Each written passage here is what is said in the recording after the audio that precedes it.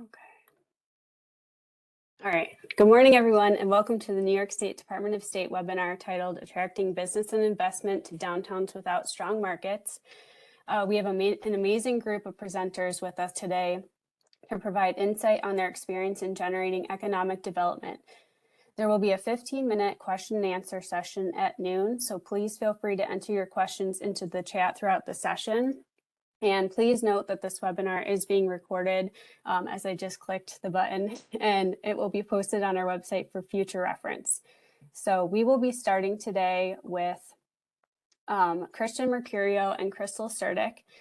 Christian is the Vice President of Planning and Development at Mohawk Valley Economic Development Growth Enterprises Corporation, and previously served as Deputy Director of the Mohawk Valley Regional Economic Development Council, with extensive experience focused on brownfield redevelopment.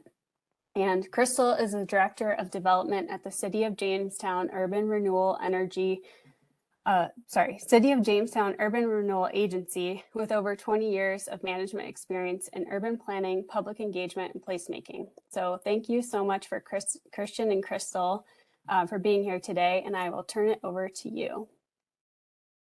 Okay, I'm just going to share my screen if I can.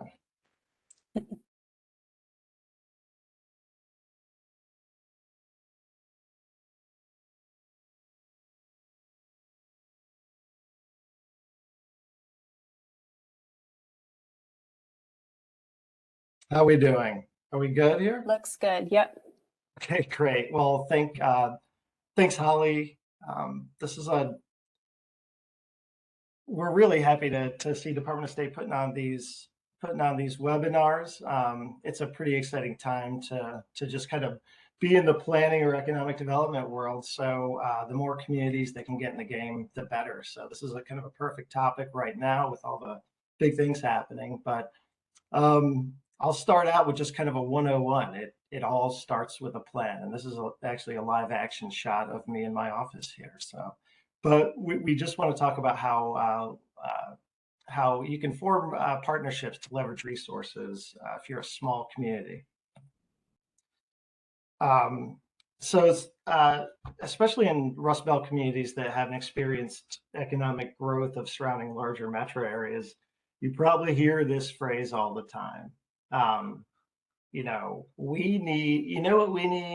need a blank, right? We need an Olive Garden, we need a dress barn, we need a whatever, right? There's a ton of opinions floating around, and there's a lot of personalities involved. So I think the most important thing, maybe the first step, is to kind of step back a second and let's agree on the fundamentals, right? Let's go down to basic values. And I think we could agree that we need less of this. And this is an actual picture of an actual building in one of our communities in Oneida County, and more of this, which looks like a picture of Amanda Bearcroft, but it's not. But I think this is kind of what we're all after, right? We just want to live a happy and meaningful life. And all of our communities have that potential to provide that. So now that we've agreed on just like the basics, we'll go to how local and regional EDOs can really help out. So regions like the Mohawk Valley are very rural. Our largest city is about 65,000 people. Our second largest city is 32,000 people, and then it kind of falls off precipitously. Not that size matters, but these rural communities, there may be a handful, a dozen planners in the entire 6-county region out of 500,000 people. And not that planners are anything special either, but it definitely helps to it helps to reach out to your local EDOs. So I think by nature, humans are want to be helpful. So when you're a rural region, we all band together to help each other out because we kind of all need help, whether we like it or not. So so people like, you're looking at some pretty incredible people here, people like John Pisak and Laura Cohen and Heather Devitt, Ron Peters. These are all people who have kind of taken the lead on helping their small cities or small villages kind of get in the game when it comes to just basic things like brownfield redevelopment, Main Street redevelopment. You'd be surprised at what resources they have available to them that of which you can avail yourselves, right? So just sometimes discussing ideas, validating or debunking some previously held notions can prove pretty valuable and save a lot of time and headaches. For example, John and Victoria in Herkimer County have kind of taken the lead on getting communities into the game with BOA and Restore and a lot of this and CFA grants and things like that, where those communities don't really have full-time paid staff or very limited full-time paid staff, and they just need a little horsepower. And you've got people who are not only willing to help, but willing to be champions for those communities, and that is huge.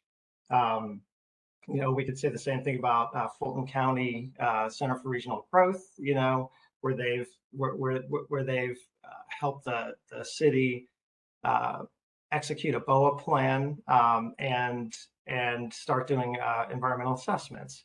And then, Heather Devitt at MBD and MBDD team have just recently secured a $1 million revolving loan fund on behalf of all 6 counties. So yeah, reach out, So in addition to regional EDOs, it's worthwhile to contact people in the private sector, such as your utility. In a lot of cases, your utility has economic development programs, and they are very easy to use and very friendly to the kinds of projects you probably have in mind. So in the Mohawk Valley, we've got National Grid, who plays a key role in pretty much every project we do, whether it's planning, strategic planning, marketing, brownfield redevelopment, Main Street development, and they have for the past 20 years. And it's good money, easy to access, and the people are super helpful and knowledgeable on their staff. So in Oneida County, the county planning kind of stepped up to fill in a gap on behalf of our towns and municipalities, ranging from a few hundred people to 10,000 people, where they actually implemented a kind of a Main Street planning program to just kind of help everybody organize their thoughts and get in the game. And they've helped about a dozen communities so far, and now these communities are really positioned for all the opportunities that are available. So there's a bunch of resources out there. Sometimes all you really have to do is pick up the phone. You'd be surprised at what's available, and probably not so surprised at who's actually willing to help and partner with you. So the reason I say to kind of reach out to these organizations is that they can help you take some time to understand the market and the geopolitical landscape, and how your city, town, village kind of fits into the bigger picture. So, sure, brush up on the regional REDC plan, but really take some time to understand things like your transportation networks, your amenities, the nature of your housing stock, some of your economic drivers, your financial institutions, your educational institutions, and your major employment centers. So, what companies are making the big announcements? Who's projecting growth? What are, major public and private investments that are happening within, your sphere of influence here? So, what these organizations can help you do is kind of find your niche in that bigger picture, in those regional initiatives. Something as simple as housing. It could be just your small town charm. It could be, some of your destinations or amenities, whatever it is. It's there's a good chance you're gonna fit in, but it's important to let those individuals and those teams and those organizations and those agencies know that you want to be a part of it, and that you just want to get in the game and help these initiatives flourish. So, when we're talking about these massive historic investments like Micron and Wolfspeed and all sorts of things going on along like the throughway corridor and the technology corridors. In order for them to be successful, every community's got a role to play. So I think your ideas and your participation will be welcomed with open arms by these economic development organizations and local development corporations and community development corporations. So I'll share a quick example with you. But the most important thing is that it kind of takes a champion, whether that's the mayor, whether it's the clerk, whether it's a historian, museum director, whatever it is, and sometimes it's all of those people in a community that can make that first step and kind of reach out. So one example is the Waterbury Felt Mill in Oriskany. Oriskany's population is 1,325 people, right? You heard me right, 1,325 people. So you're looking at a 500,000 square foot vacant brownfield building or brownfield property in the middle of the village of Oriskany. So how does a village that small tackle something this massive, And the truth is they don't do it alone. So we found out that Oriskany had submitted a 2021 New York Forward applicant. I think it was 2021 or a DRI in 2021, right? And we thought that was pretty gutsy for a community that small. But to apply for tens of millions of dollars, right? But although they weren't awarded, the exercise itself was extremely valuable to the community. That kind of tried and true Department of State formula helped them to kind of organize their thoughts, formulate a vision, take stock of their assets, recognize their limitations. And people noticed, we certainly did at EDGE, our local EDO. So EDGE is a regional economic development organization based in Oneida County. We connected with the property owner of that property and the village, mayor and clerk and some of the staff. We had recently, got a US EPA assessment grant, and we were kind of looking for some projects. Not that we didn't have enough brownfields, but we were certainly looking for projects that made a difference or that had legs. So we were able to at least first come in and step in and spend $80,000 or $90,000 on environmental assessments and community planning, which is a great feature of the EPA grants, by the way. They really love the community engagement side of these projects. So once the environmental assessments were underway, we transitioned to very boots on the ground civic engagement in this village, and what we learned was wonderful. But you probably hear this all the time. Well, I was just in wherever and they had blank. Why can't we have one of those? Or why can't we have this?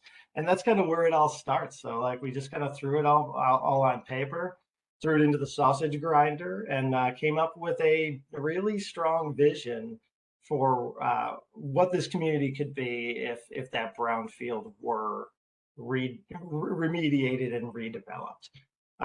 So they say how do you eat a moose one bite at a time, right? So this was the first big bite out of that moose, was just establishing a vision based on good quality community engagement. And it turns out that we had just kind of published the plan, and Restore New York was announced.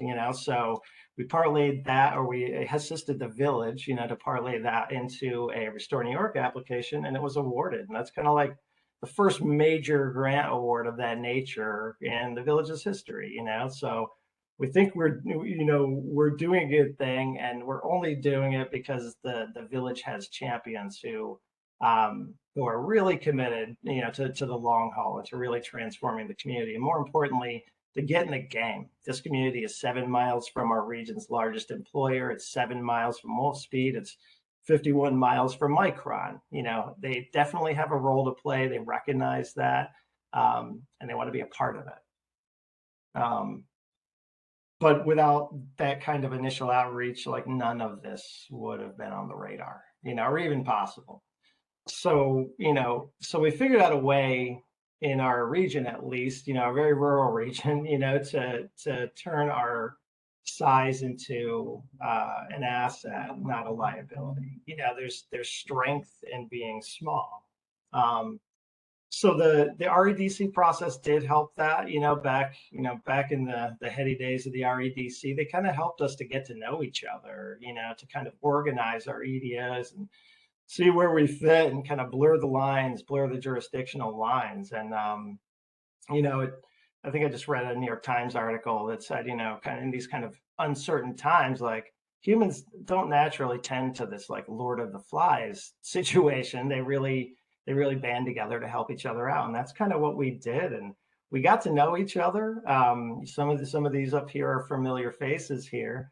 But by getting to know each other, we formed these work groups, and then we started these interagency work groups, and then all of a sudden, next thing you know, like we just hosted our second successful Brownfield Redevelopment Summit, where 250 plus attendees came to collaborate and had some pretty heavy hitting keynote speakers too, and it was just like really wonderful to see all these new faces, in the game. So April 2024, I think, is when the next one is. So don't miss it. Like that's kind of like your opportunity to connect with people who probably know what you're going through, or people who have kind of solved that problem that you're having. So it's kind of invaluable making these connections. And those efforts will get you in the game. So like true to form, the Department of State programs unlock this kind of multiverse of opportunities within the state and the state agencies and state authorities. So the truth is, once you've built a relationship with the Department of State, whether it's through BOA, LWRP, DRI, New York Forward, whatever it is, you kind of marry into this family of agencies, and they're going to help help unlock new doors for you. So and doors that you didn't even know existed, but just by virtue of that planning and technical assistance from the Department of State, you're going to turn that, let's say, $2.25 million New York Forward application, or assistance, into $5 or $6 million worth of state assistance when it all comes down to it. And that's huge. That all starts with like just a plan and an application.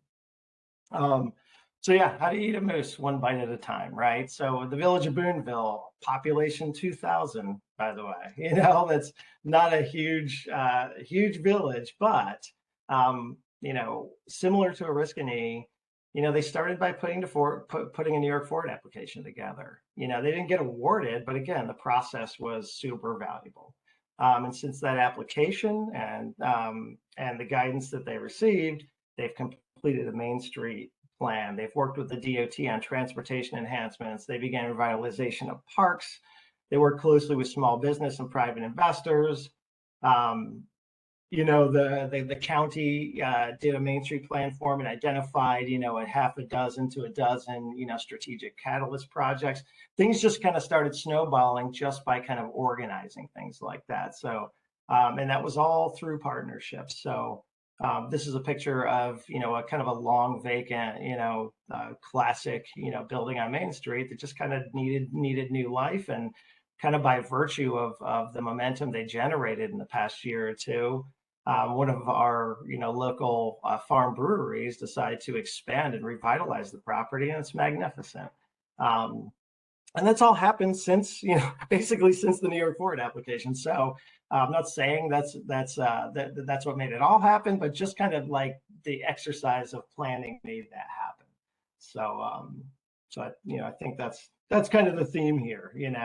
And now they're positioned really well for the next application. So things are only getting better in every category in Boonville, and we're really happy to be kind of be involved helping them out wherever we can. And one thing, it's like, we may not be from these communities, but I find myself saying we all the time, like when talking about Boonville or Oriskany, like we've kind of like adopted it. It's a really exciting time. And there's so much potential, despite the size of the community. So how many times have you as a planner or economic development professional kind of heard well, it all started with BOA, or it all started with a little LWRP or a DRI, or maybe New York Forward from now on, the DRI was a real game changer, and to the Department of State's credit, they listened, right? They knew that there was a missing sector and created this kind of New York Forward program that was right-sized and really can change the equation for communities with less capacity, less financial, less access to financial tools and less staff. So I want to end with one more project that kind of all started with an LWRP. And this is a picture of the former General Cable site, which used to employ thousands in Rome. We all have that industry along the canal, right? It doesn't matter what community you are, we all have that property. So started with an LWRP, turned into a BOA, and turned into Canal Corporation project, turned into a NYSDOS project. National Grid jumped in, and I won't go bore you with the agencies, but it took more than a dozen agencies to really get a hold of this 16-acre brownfield property that's on the canal. So how it started and how it's going, things were going really well. The plan was really working.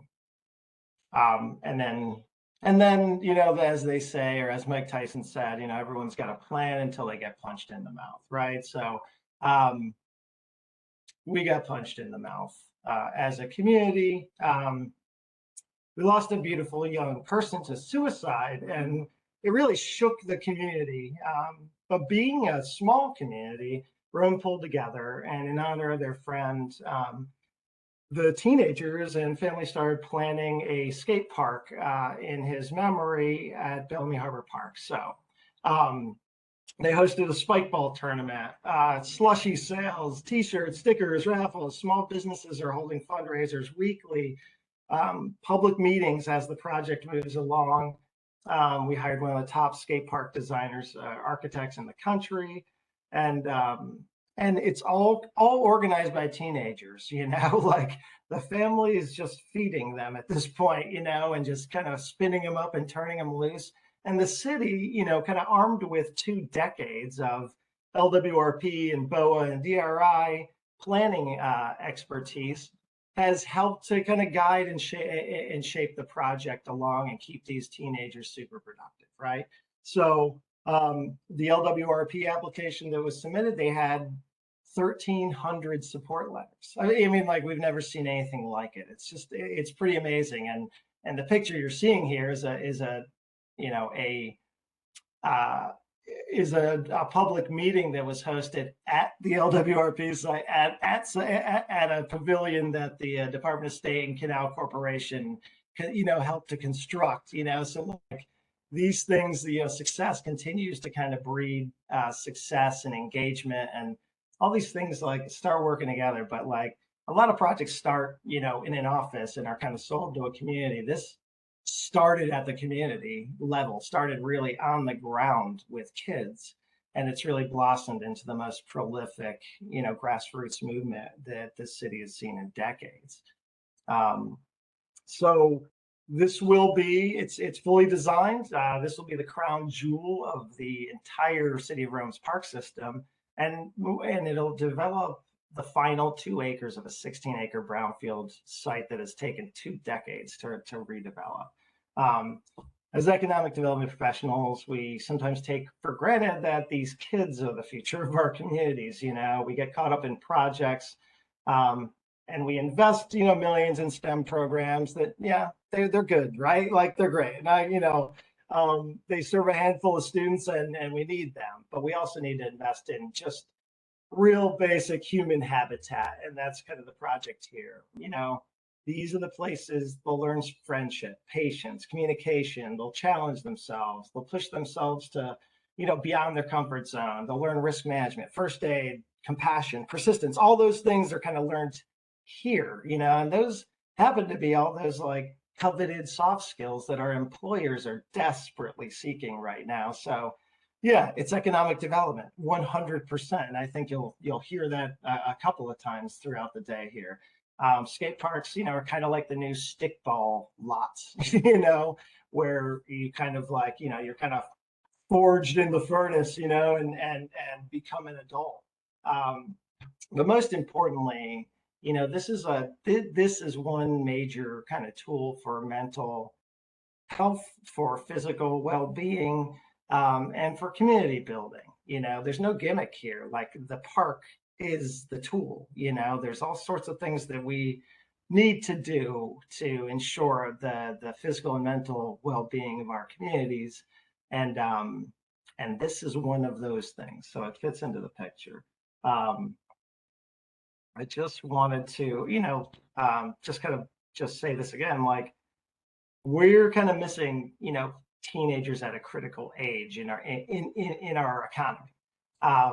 And this is one way to kind of capture them. We fully believe a project like this will change lives and save lives.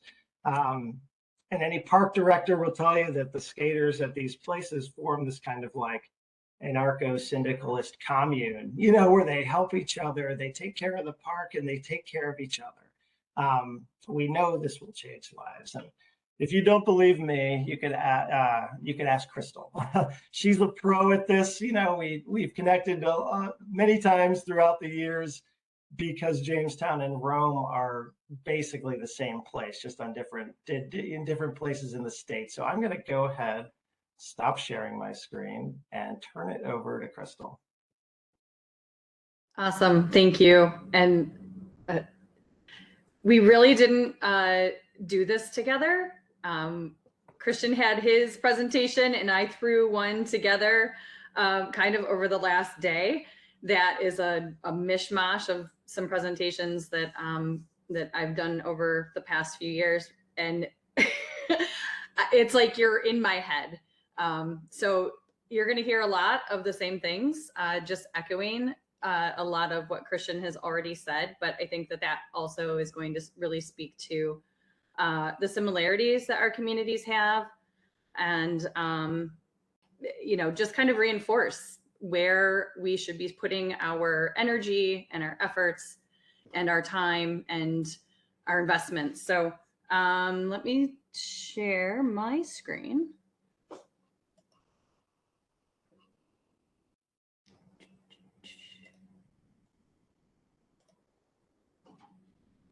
Okay, and just to make sure, can everybody see my slide? Yes. Yeah, okay. I'm looking at the WebEx on one screen and the slides on another. So, okay, so just a quick little intro to Jamestown. Small rural city, much like many of yours. We've got a population of just under 30,000. It has steadily declined over, several decades.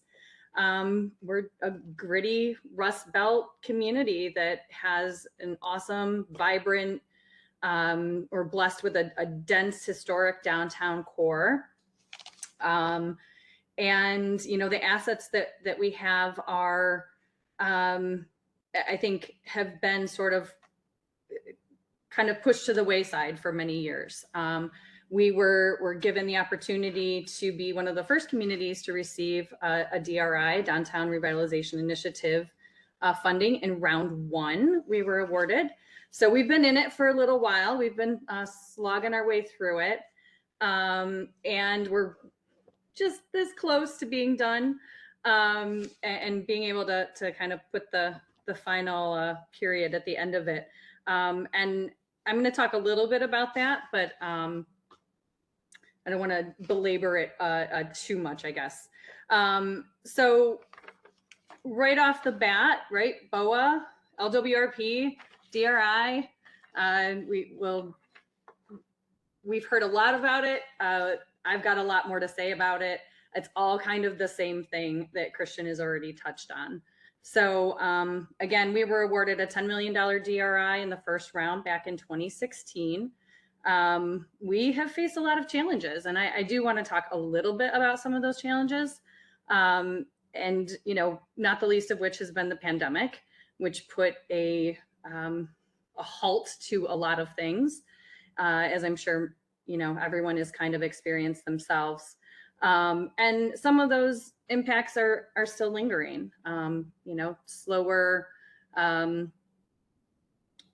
times to get supply, and, you know, supply chain issues, and increasing costs for materials and labor. And, you know, we just roll with the punches, right? I guess that's one of the things about being a Rust Belt city, is that we are nothing if not resilient and persistent. So yeah, DRI has been a catalyst for economic development in Jamestown, but it didn't start there. It started with LWRP and BOA. 2013, 2014, we had our first nomination studies were completed along with the LWRP concurrently. And then by 2016, we were ready for our DRI application. And through that, you know, Christian mentioned public engagement. That is something, and that's really how I ended up back in Jamestown, which is where I grew up.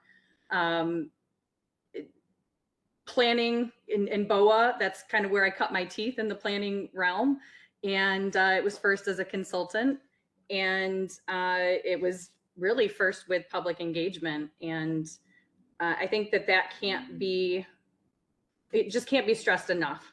You want to make sure that your plans and everything that you're working toward are not only in alignment with each other, but also in alignment with what your community's vision really is and what's your community values are. So putting it all together, and this is just a really rough little map of, right, we have our BOAs, our LWRP boundaries, and our DRI areas. And, you know, it all just overlays and just continues to feed off of each other and build upon each other. We've been really successful in our pursuit of funding through New York State. And we continue to submit CFA applications for, you know, various different funding programs. And they have, New York State really provides tools, I think, to all of us to, even an unsuccessful application, I'll say, is a success, is a win for a community. So, and the reason that I say that is, even when you have an application that maybe doesn't get funding in the first round, it gives you that opportunity to pull all of the pieces together and to really understand what your vision is, what your plan needs to be, what your project is. So it's something that, you know, here in Jamestown, we consider to not be a waste of time, not be a waste of energy, because I'm sure, as many of you know, applying for any of the CFA or through the CFA portal for any of the grants, it can be tedious. There's a lot of information that's required, and there's a reason for that. It really forces a community or an applicant to do your homework, to bake it fully through, to really understand what it is that you are seeking funding for, and making sure that the investments that you're putting into a project and that the state is putting into a project is going to come to fruition. And that kind of leads me into some of the challenges that we've experienced with DRI. Project readiness. Oh, let me switch my screen here. Project readiness, yeah. We always think that we're ready, right? And a lot of times we're really not.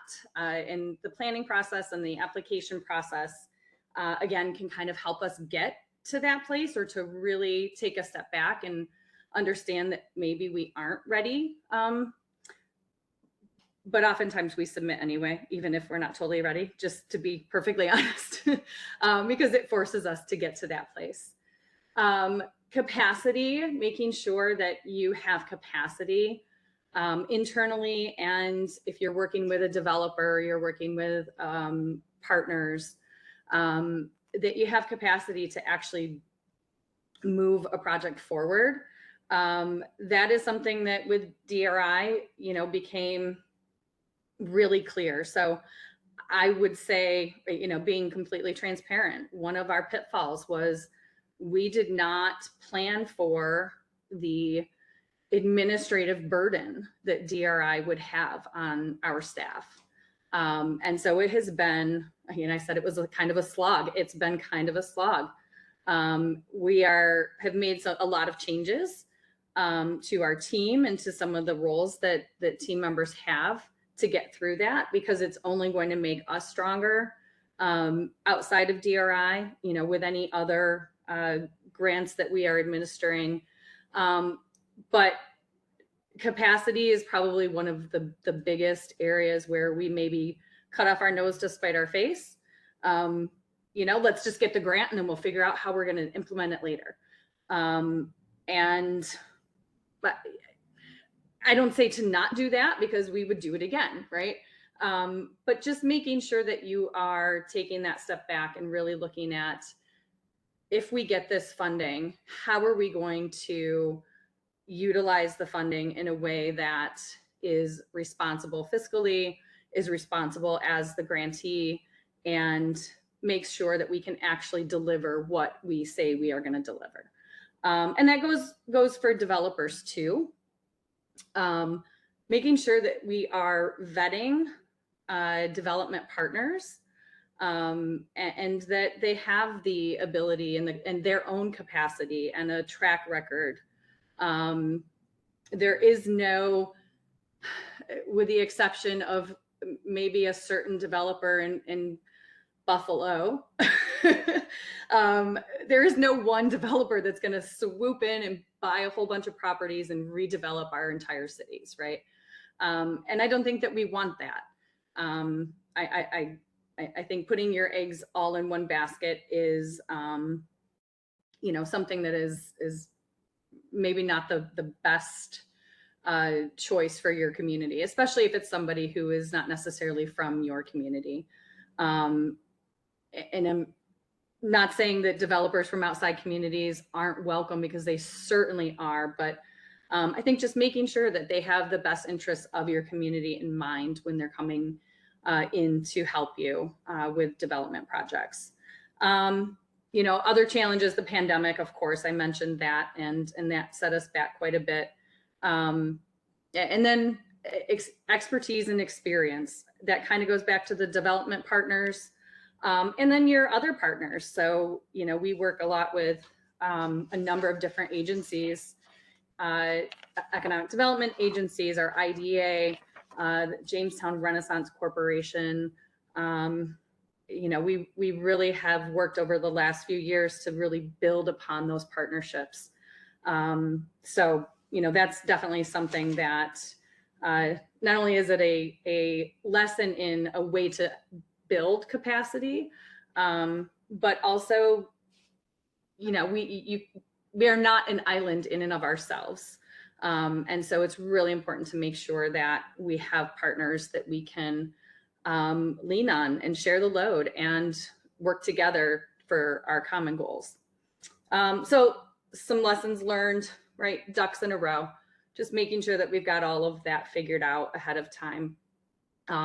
Not only before submitting a grant application, but you get the grant application, and what happens if you don't actually have your ducks in a row?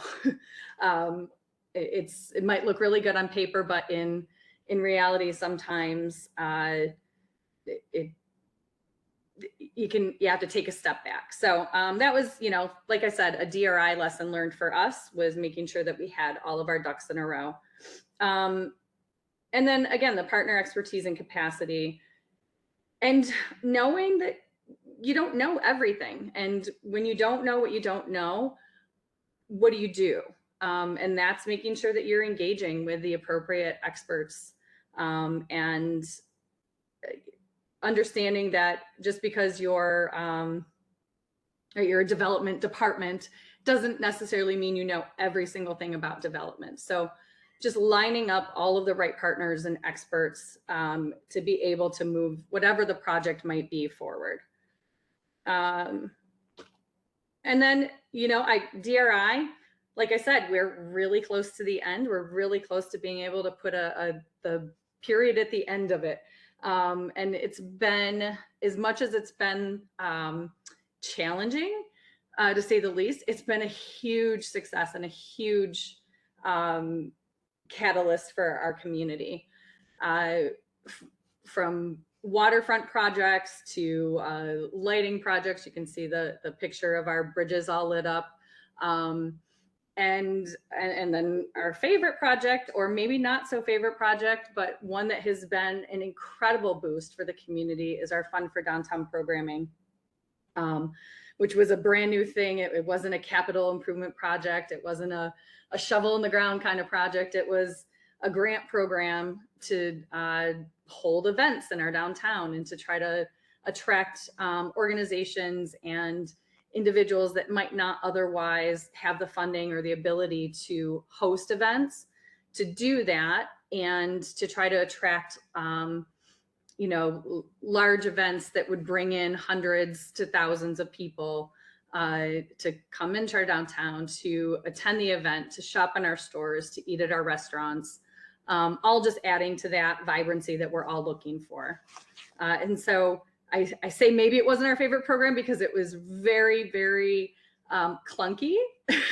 We had a lot of bugs to work through, and it was a very high level of administration that was required. But it was one of our most successful, and it really is something that we actually opted to continue with our American Rescue Plan funds that the city received. We kind of filled the coffers, and we're actually almost towards the end of that. And again, it's something that if we can get the grant and we can find the funds to do it again, we absolutely will. So Christian talked a little bit about a project that came out of BOA, LWRP, DRI. So the Jamestown, or the JTNY Powerhouse Skate Park project. I can't say enough about it. Christian talked a little bit about it from the standpoint that they're at. It's awesome. So brownfield site. Well, actually, I guess I'm going to talk about funding first. So it was not funded with any state funding, oddly enough. A number of different things. There's 1, 2, 3, 4, 5, 6, 7, 8 plus in-kind work that was contributed to this one project alone. But the BOA, the LWRP, the DRI, a number of different funding sources and planning initiatives all led to this project being possible. So skate park built on a former brownfield site. I'm going to just skip ahead a little bit. It was a former trolley barn. And in the, let's see, so really quick, late 1800s, it was a boat factory, an electric street railway power station. It was converted partially in the 1920s as a bus service location. And by the 1940s, the rail ceased operating nearby, and it was being used to store waste materials. And then it suffered a catastrophic collapse in 2014 in part of the building, and ended up having to be demolished. So we, through actually US EPA funding, we were able to do a phase 1 and phase 2 environmental assessments.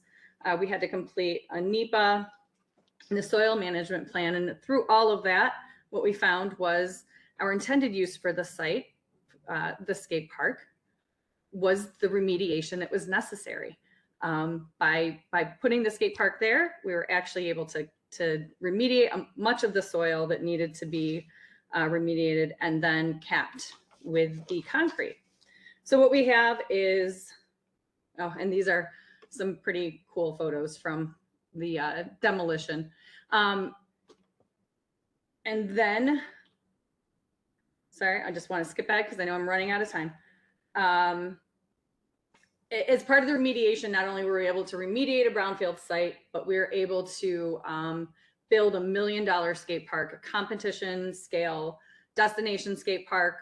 It extended our Riverwalk trail system, is a catalyst project for waterfront redevelopment, and aligns very nicely with our Chattacoin River strategic plan, which is in motion now. And so these are just some shots of it being built. The large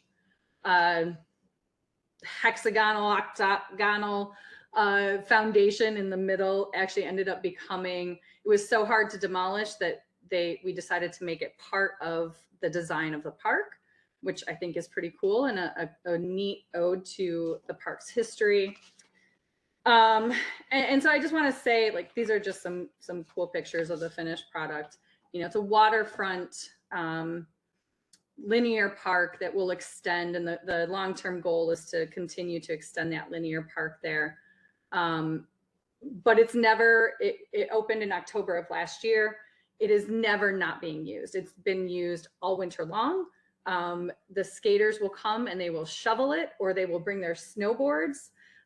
We allow BMX bikes to also participate and use the park. And it's incredible to see just the amount of kids and activity that it is there on a daily basis.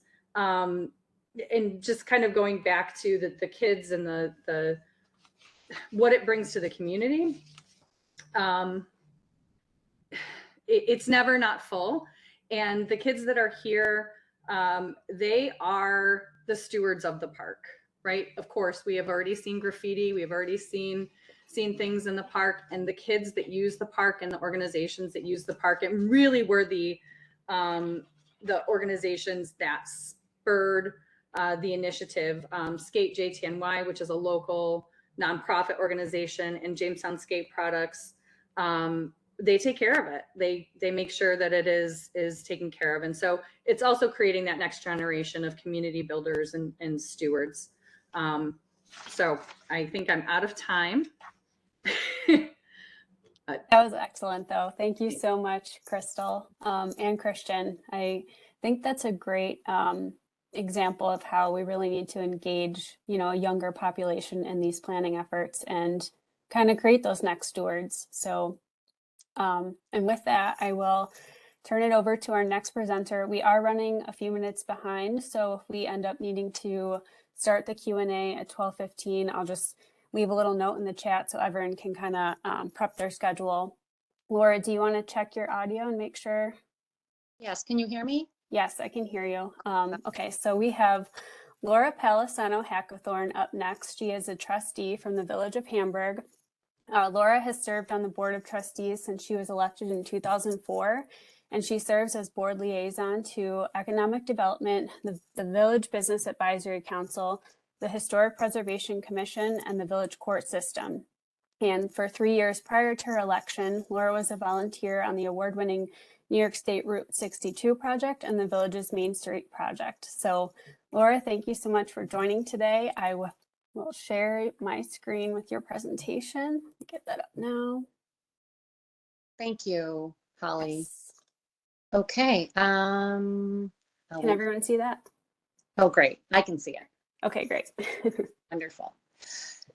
So I am really thrilled to be able to share our project today. And what I hope you take away is our recipe for success. I give some concrete steps that we took, so everyone hears it in a different level wherever you happen to be in your transformation. Oh, next slide, please. So at the beginning of 2000, in 2001, 2002, the village invited Dan Burden, some of you may know that name. If not, you should Google him, to come speak to the village because the state DOT told us that they were going to, from storefront to storefront, completely do our Main Street. And we all know from our own construction projects at our homes, you could either have a great project and throw the exact same money at it, and then have the perfect plan and have a fabulous project. So it's not all based on the money, it's really, the plan. So what I viewed as then a volunteer at the local elementary school was transformative. I learned that the intersections that I've grown up with my whole life, with the red, the yellow, the green, and yellow means fly through it before it turns red. It didn't have to be that way. And I saw a presentation that showed alternatives and introduced the concept to me and the audience that was there that day at the elementary school, what traffic calming road design is and how it can transform your community. So the DOT put in 21 million in investment. Within 2 miles, we had 4 roundabouts and splitter islands, 10 feet driving lanes, safety lanes, bump outs, crosswalks, street trees, everything that makes you feel like you have a sense of place. And what I learned as a concept is, how does this place make you feel? That was kind of a touchy-feely thing 20 years ago, and you'd get like little snickers when you bring things like that up. But very quickly, as you do like a walking audit of your community, you can stop and ask yourself, how does this place make me feel? Do I feel threatened? Am I too close to, as far as traffic? Do I feel too close to trucks? Is the sidewalk wide enough? Do I feel like I'm going to trip? And so forth. Next slide, please.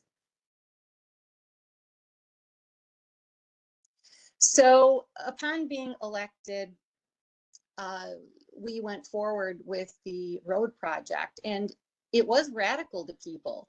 And so this is kind of a note to leaders, to community leaders.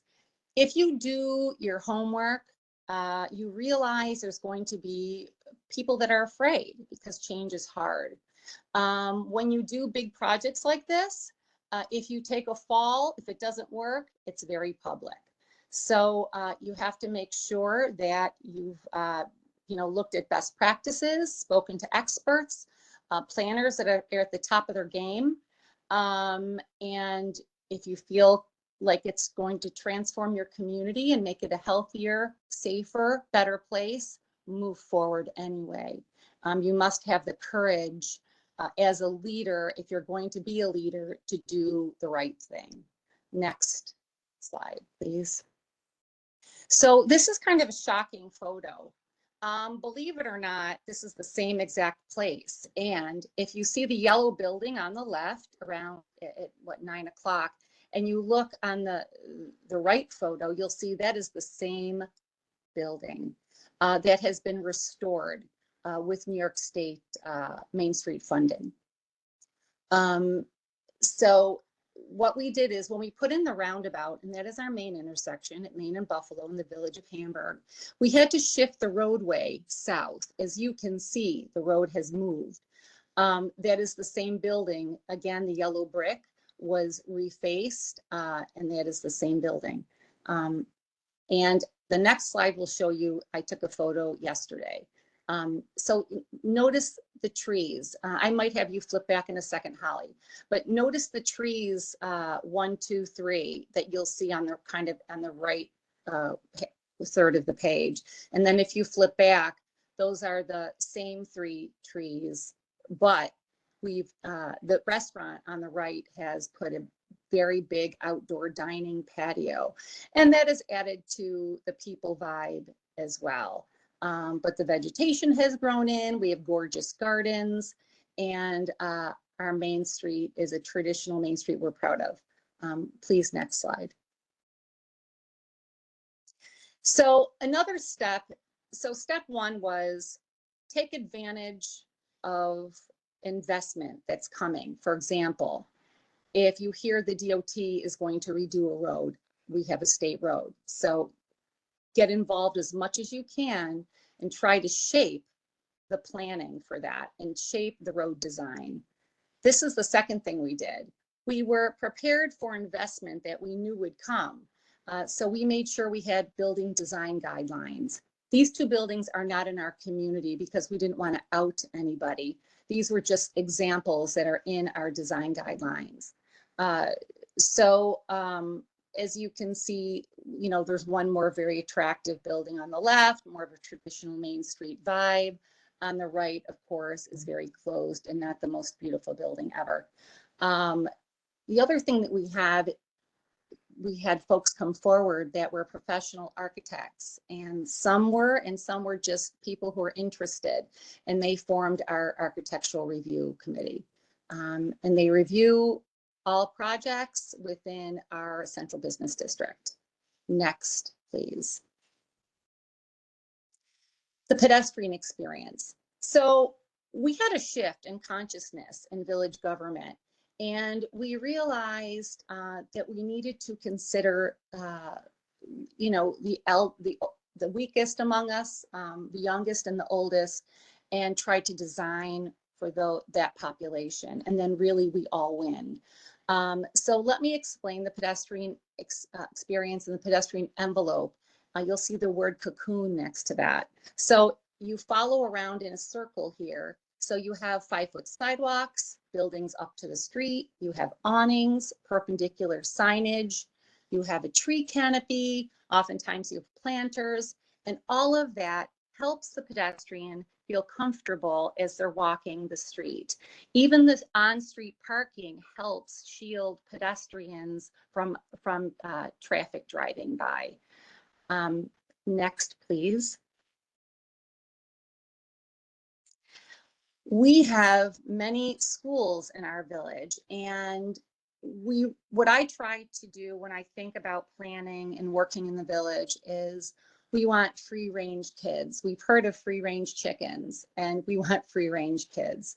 So we want to make the streets as safe as possible for kids to be able to bike and cross and walk to school. We don't want to set them up for failure. We don't want to set them up for their parents to drive them to school every day, even though that might be what they want. We really try to make the playing field such that parents feel safe of their kids walking and biking to school, and we do as municipal leaders. What we also have, and this has been there, you know, since I was a child in the village of Hamburg, is we have crossing guards. It's very lovely as a parent to have that safety, extra safety layer. As a matter of fact, when my kids were little, I, you know, walk them to the corner and I'd wave to the crossing guard, and she'd say, I have your kids now. And my kids would be crossed at that intersection. And then the next crossing guard, they'd take the kids. So it's a beautiful, comforting feeling for a parent to raise their kids in such an environment. Next, please. What we did is during the road project, there was a shared adversity. We were actually closed. Our business district was shut down for 2 construction sessions. Sorry, my neighbor's mowing the lawn. So we had to kind of band together as a community. So it really did form pretty solid partnerships between business and municipal leaders. As you can see, the sidewalk here is clean. We actually encourage property owners to heat their sidewalks, and some took us up on that. And as we all know, Village of Hamburg is 20 minutes south of Buffalo, and you know, we certainly get a lot of snow. So this has really helped with the elderly population, and actually anyone that could slip on ice, which could mean any of us. Next one, please. Zoning is another very important piece of this puzzle. We do zone for outdoor dining. We encourage outdoor dining. So, you know, and it is inspiring to business owners because they kind of get involved. And this particular business owner painted a mural in an alleyway They connected to buildings with an upper balcony. And what we realize is we all have social needs. And honestly, that's what attracts many of us to move to a village and move close to a main street. We want to be able to have FaceTime with people and say hello to people, and it feeds who we are as humans. So we want to have that experience as much as we can as municipal officials to design for that sort of interaction. Next, please. So again, you're seeing a lot of the same theme, design for safety and comfort. Something small that people places should not abut car places. So here is driveways and parking lots, and there's the sidewalk, and something like we actually have written in our design guidelines that you have to have a certain amount of feet between cars and people. And think about the picture on the left. Cars would actually pull up so their nose of the car would interfere with the sidewalk. And that is not putting people first. That's putting cars first. So something simple like building in a green buffer. It's not going to stop a speeding car flying through a hedge, but it certainly feels better. Next, please.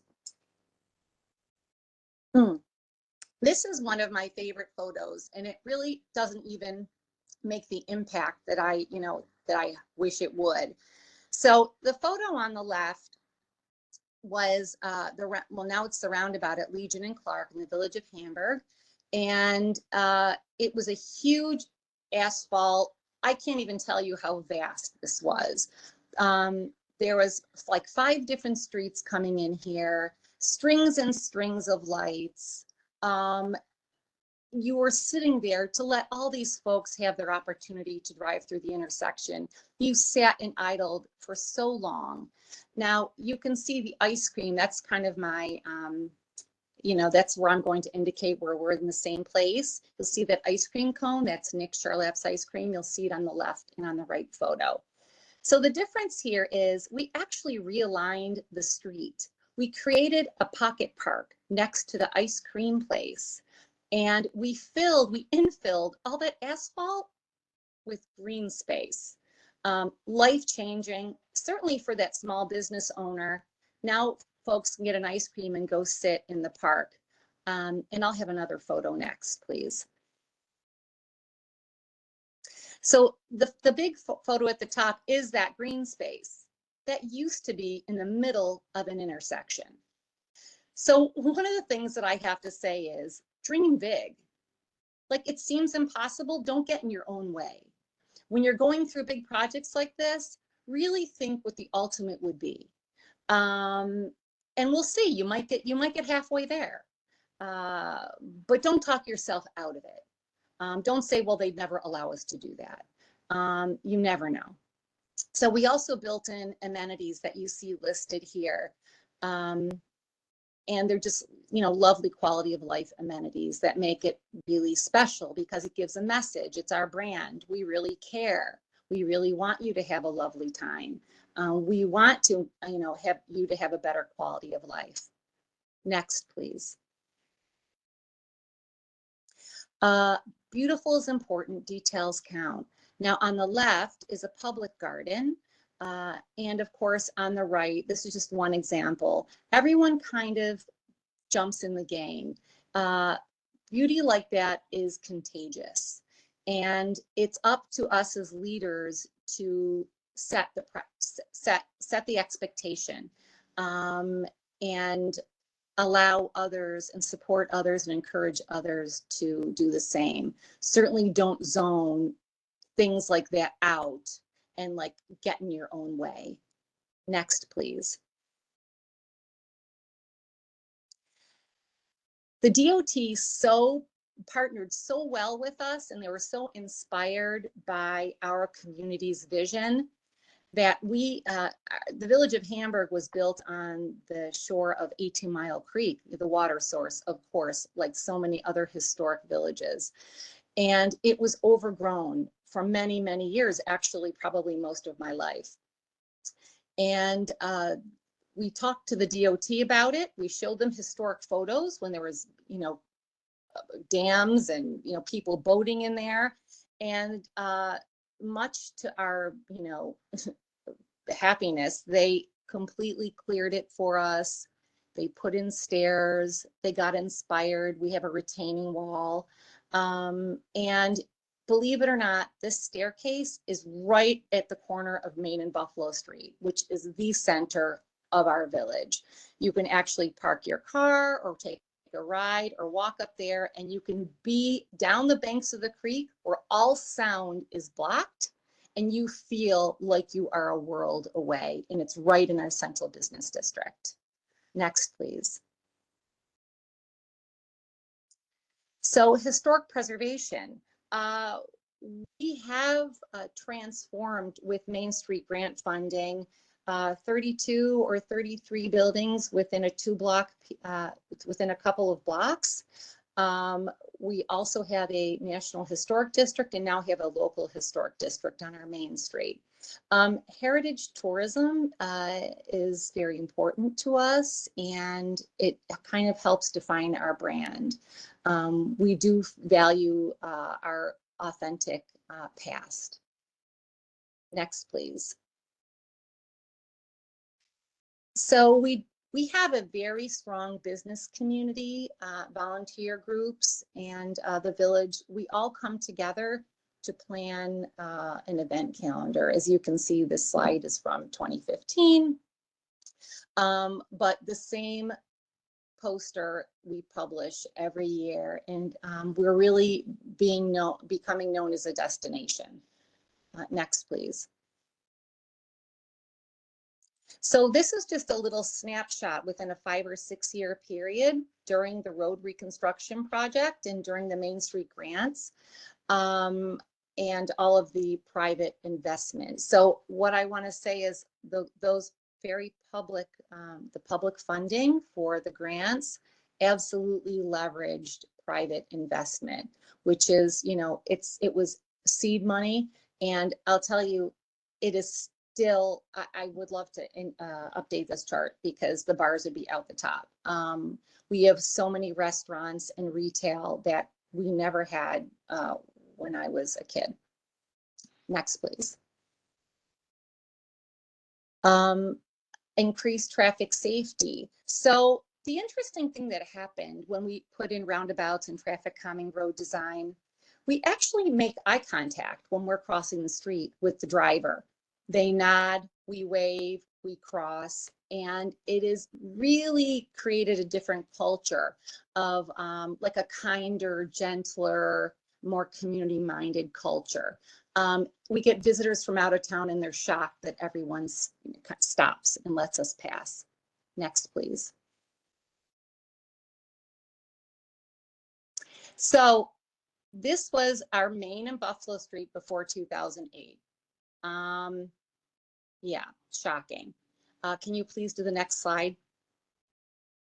And this is it now.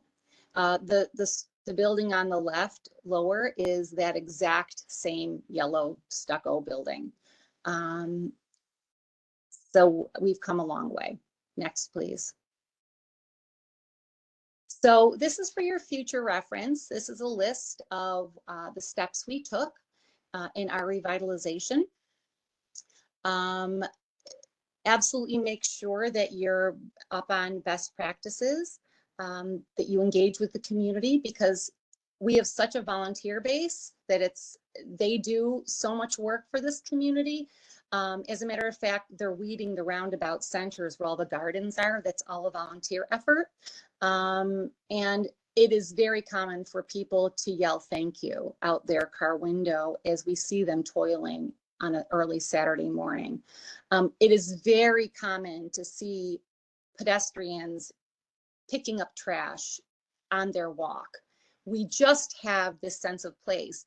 Our Main Street has become our shared living room, and we have the pride that goes with that. Next, please.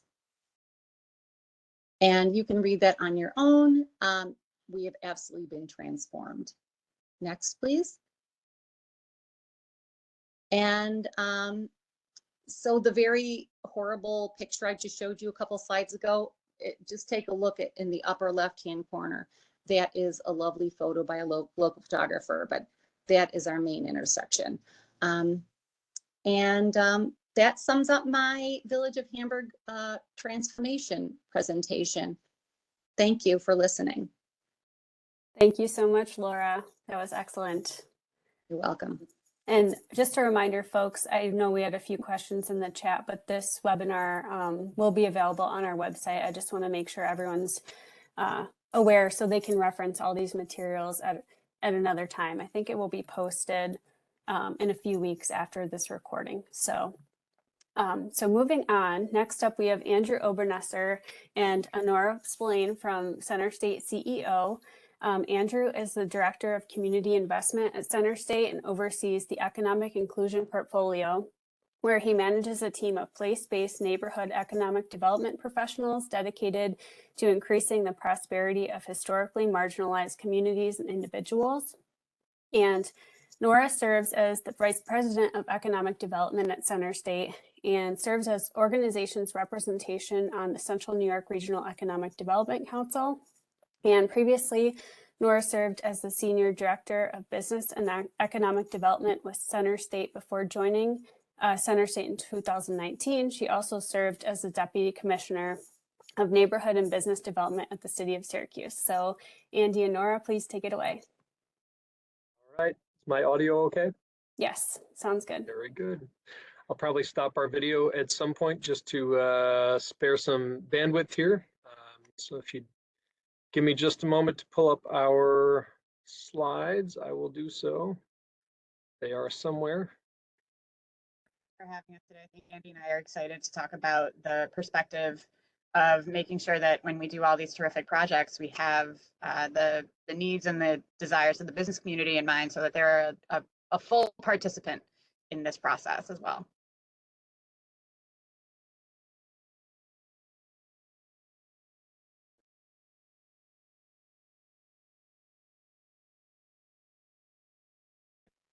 Just for the sake of time, I am going to through some intro stuff here because Holly already covered most of that stuff. Nora and I are going to present some kind of thoughts on some of the things that the advice that we would give to small market communities in terms of facilitating economic development.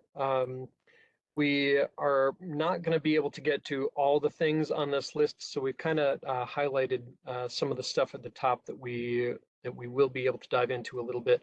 I'll just say right off the top of the deck here that this is not really about the hard math of business attraction and retention and expansion.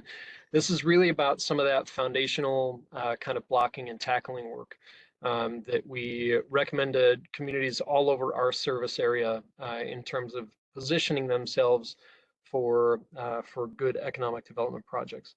I'll also say that it's not really all about attraction either, right? So like 90% of my job is really about helping entrepreneurs within the community to start and grow their businesses and stay in the community as a way to help stabilize distressed neighborhoods and create generational wealth.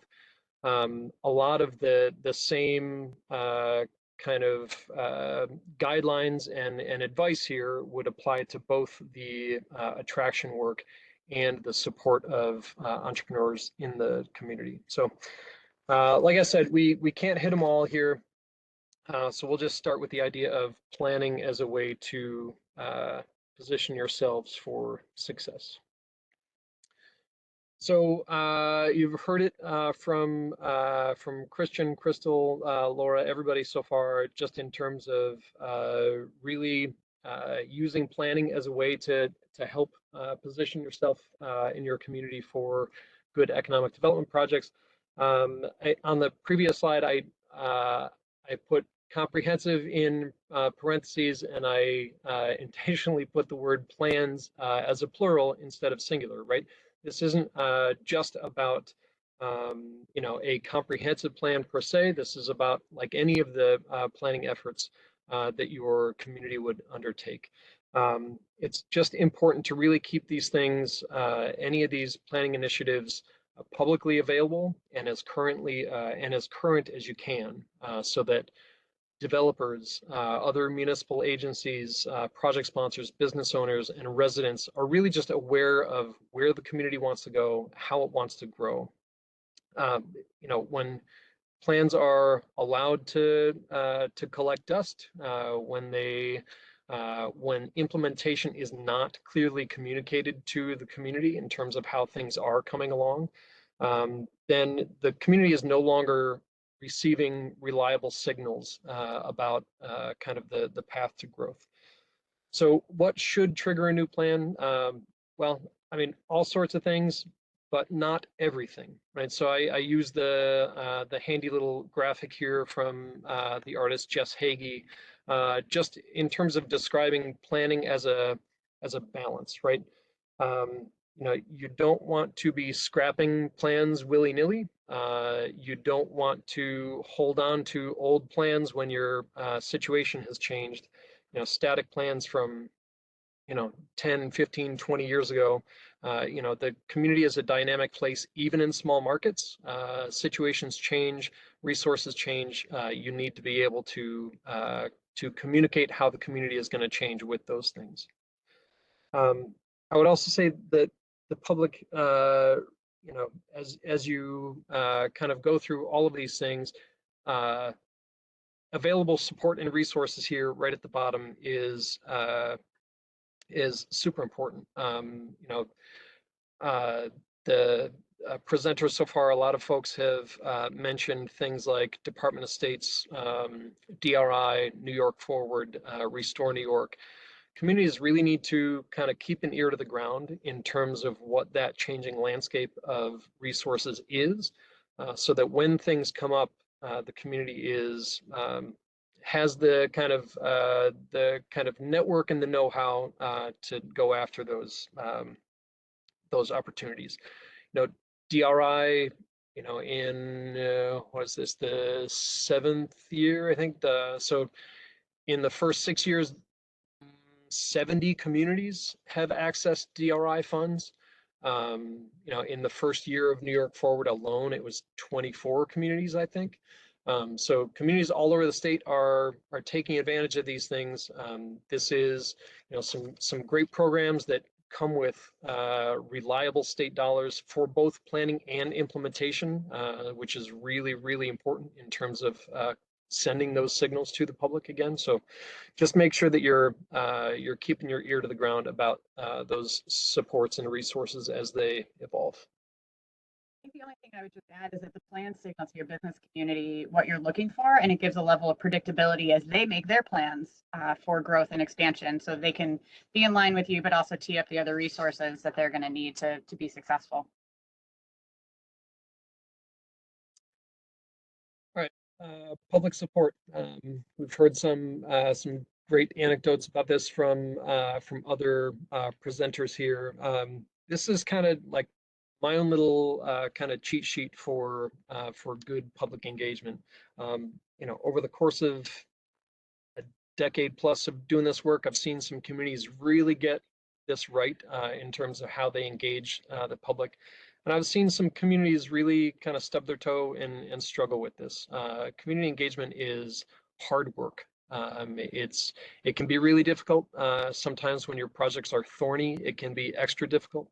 But it's super important to do. And for a lot of the state-sponsored programs, communities are fortunate that it's a requirement. The state is requiring you to set aside a substantial amount of financial resources to do robust community engagement. And really they've got a pretty good formula for helping communities get this right. I've got some images up here from a DRI that I was involved with prior to being at Center State up in Saranac Lake, a quintessential small market town. We were really intentional about leading with engagement and layering those engagements, right? Not everybody is going to be able to join you for public meetings. Not everybody is going to be comfortable speaking in front of a crowd. Not everybody is going to be comfortable with digital outreach tools. You really need to layer those things. You really need to go to the public, reduce their barriers, find ways that people are going to be comfortable giving good, high quality feedback. You know, I mean, this spans beyond a lot of the typical tools. This is, oh, is this a blank slide? Sorry, I'm getting a message that this is a blank slide. Oh, it's not blank on my end. Okay. It's the public support slide still. Okay, cool. So yeah, it can be a ton of work, but I think as you know, as one of the things that I think Laura was alluding to in terms of you know, public support of the roundabouts, it's important to get this work right, because as important as public support is for facilitating good economic development, the opposite is equally true, right? So if you have a general public that is surprised by a project, if they don't feel like they were involved and you cannot get their support, it's a great way to stop a project in its tracks. Obviously just kind of underscoring, you know, be intentional, use the right strategies, let those strategies evolve over the course of the project.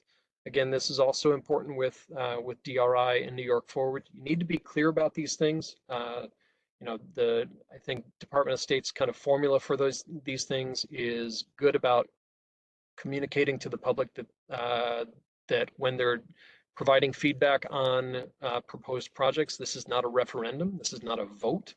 You know, the public is a partner in terms of generating feedback, in terms of what they want to see and what projects they are most supportive of and interested in.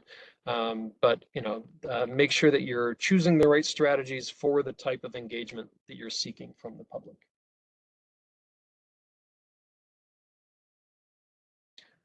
This is another one. This is great. I swear that we all didn't rehearse this, but I keep hearing quality of life come up in all of these presentations so far. I really just want to kind of hit this one home too, because this can be challenging in any market, big or small. You know, in small markets, when there's so much pressure on municipal officials and economic development organizations to land employers, to grow the tax base, to improve service delivery, stuff like that, you need to keep your eyes on the prize sometimes. And I really feel like quality of life can get the short shrift in that equation sometimes. You know, think about it, as Christian was saying, you know, you travel to other communities, and you see things that you love in those communities. When you're traveling to other communities and people ask you where you're from and what you love about it, you don't talk about the tax base. You know, you don't talk about you know, the town's improving service delivery. You talk about all the places that make, you know, all the things that make you feel something, right? You talk about the beauty. You talk about the neighborliness. You talk about the amenities that are in your community, and these are things that are all within arm's reach of municipal government and the rest of folks that are involved in economic development planning. You know, it can be easy when you're involved in economic development to kind of focus on the incentive side, right? So, you know, to be focused on the pilot or the, you know, the other incentives, or you know, partnering with your utility provider and things like that.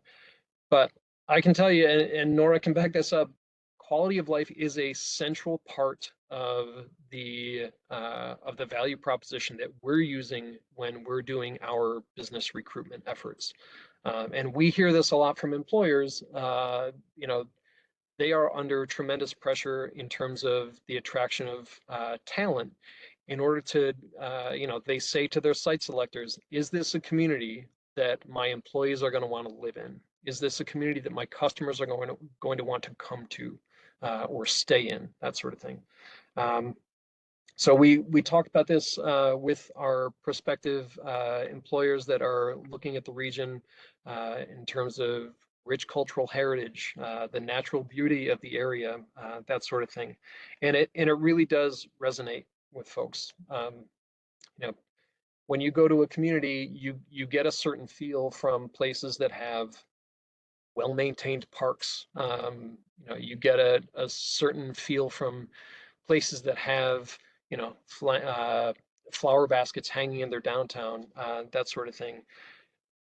Plowed sidewalks in the winter is a big thing, you know, and on the opposite side of that, you get a certain feel from places that have broken streetlights or a trash and litter problem or, you know, dirty public bathrooms. You know, you can pick up on these things whether or not you know that you're noticing them.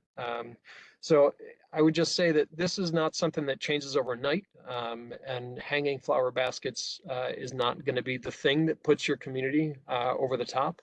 But it is something that is within the mandate of your local government, or, you know, within the resources of your local champions to really address. So I think this is one of those things that we can't emphasize enough. Sitting through last year's New York Forward and DRI presentations for the Central New York region as part of our ADC's scoring committee, time and again, we heard people talking about a rather large attraction project as a buzzword. But to Andy's point, as part of a regional strategy, you know, the towns and villages that we're talking about here today are so critical to building a comprehensive narrative for those types of projects. So it's not the individual town, but really the region, and how do we think about it together, which is why, you know, when we thought about the towns that we ultimately recommended for approval, we thought about where they fell in the context of some of those attraction projects. Where did we think people might be living or working, or were places where amenities had really great potential and could be part of a comprehensive regional approach to what Andy is talking about, that quality of life, because it isn't just about where someone drives and parks and works for 8 or however many hours a day you work, but really about what they're doing after that. That's going to be a differentiator in those types of projects. yep. I mean, we heard today from folks in different corners of the state just about the great things that are going on. There are so many places to look for inspiration in terms of high quality of life in New York State. A lot of them are small markets. A lot of the really interesting things that are going on, you know, you don't necessarily have to go to big markets in order to find them. A lot of small communities are really getting it right. So.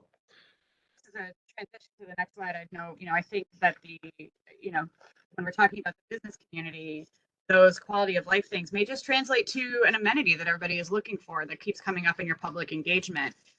What's a small win that you can indicate is, you know, we hear you, we got it, we're going to do it. And to this point, building on a small win is going to build to a larger comprehensive approach. Yep. That's begets success, right? Folks love to invest in success. People love to move to successful communities. You know, they love to tell the story of how great their hometown or their downtown is becoming, and kind of that kind of positive trajectory that their community is on. So when you have these things, tell the story, right? Like it is so important for small communities in particular to get their story out in the world. And it's, you know, again, signaling to the market, but it's not just like the market as in like investors outside of your community. Again, the market sometimes is your community. And you want to signal that success and that positive trajectory to your stakeholders at home as much or more than you do to your potential stakeholders outside of town. I meant, you know, I've got the graphic here from like downtown community of Syracuse. This is our business improvement district. They do a fantastic job of storytelling through a couple of signature events every year. They do a beautiful annual report just talking about all the successes that we've had in downtown Syracuse. I've seen other communities so like Marcy does, smaller storytelling, more frequent through the Marcy Matters newsletter. There's this great communications campaign, because it's not all about kind of long form written storytelling. There's a communications campaign going on right now in one of my favorite small market villages in upstate New York, Owego, down in Tioga County, where they're putting signs all over their downtown area celebrating the women-owned small businesses that are sprouting up all over the village. And it's just like, it's fantastic. It is telling the folks that live there and everybody that visits that something really great is happening here. And it's really important that you use all the tools that are at your disposal to really to get that story out there.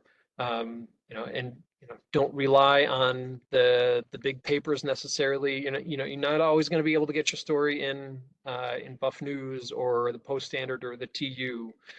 There's a lot of outlets out there that are hungry for this information that would love to be able to help you spread that kind of story of success. We wanted to touch on at one point, like building on success as an idea about leveraging state resources. Yeah, it's one of those things that we, over years on the regional council, we've seen where our council likes to see it, but also our state partners like to see where they've seen either a successful project, you're doubling down on a project that finished, that wrapped up, that you're expanding, that sort of teeing up, win after win after win, where everybody can point to that success, but you also are showing momentum and progress, particularly around your downtowns. I think making sure both to the storytelling publicly, but the storytelling to the business community and to your state partners. Did you recently approve something? Is something in the works that's really exciting? Did you just complete a project in the target area?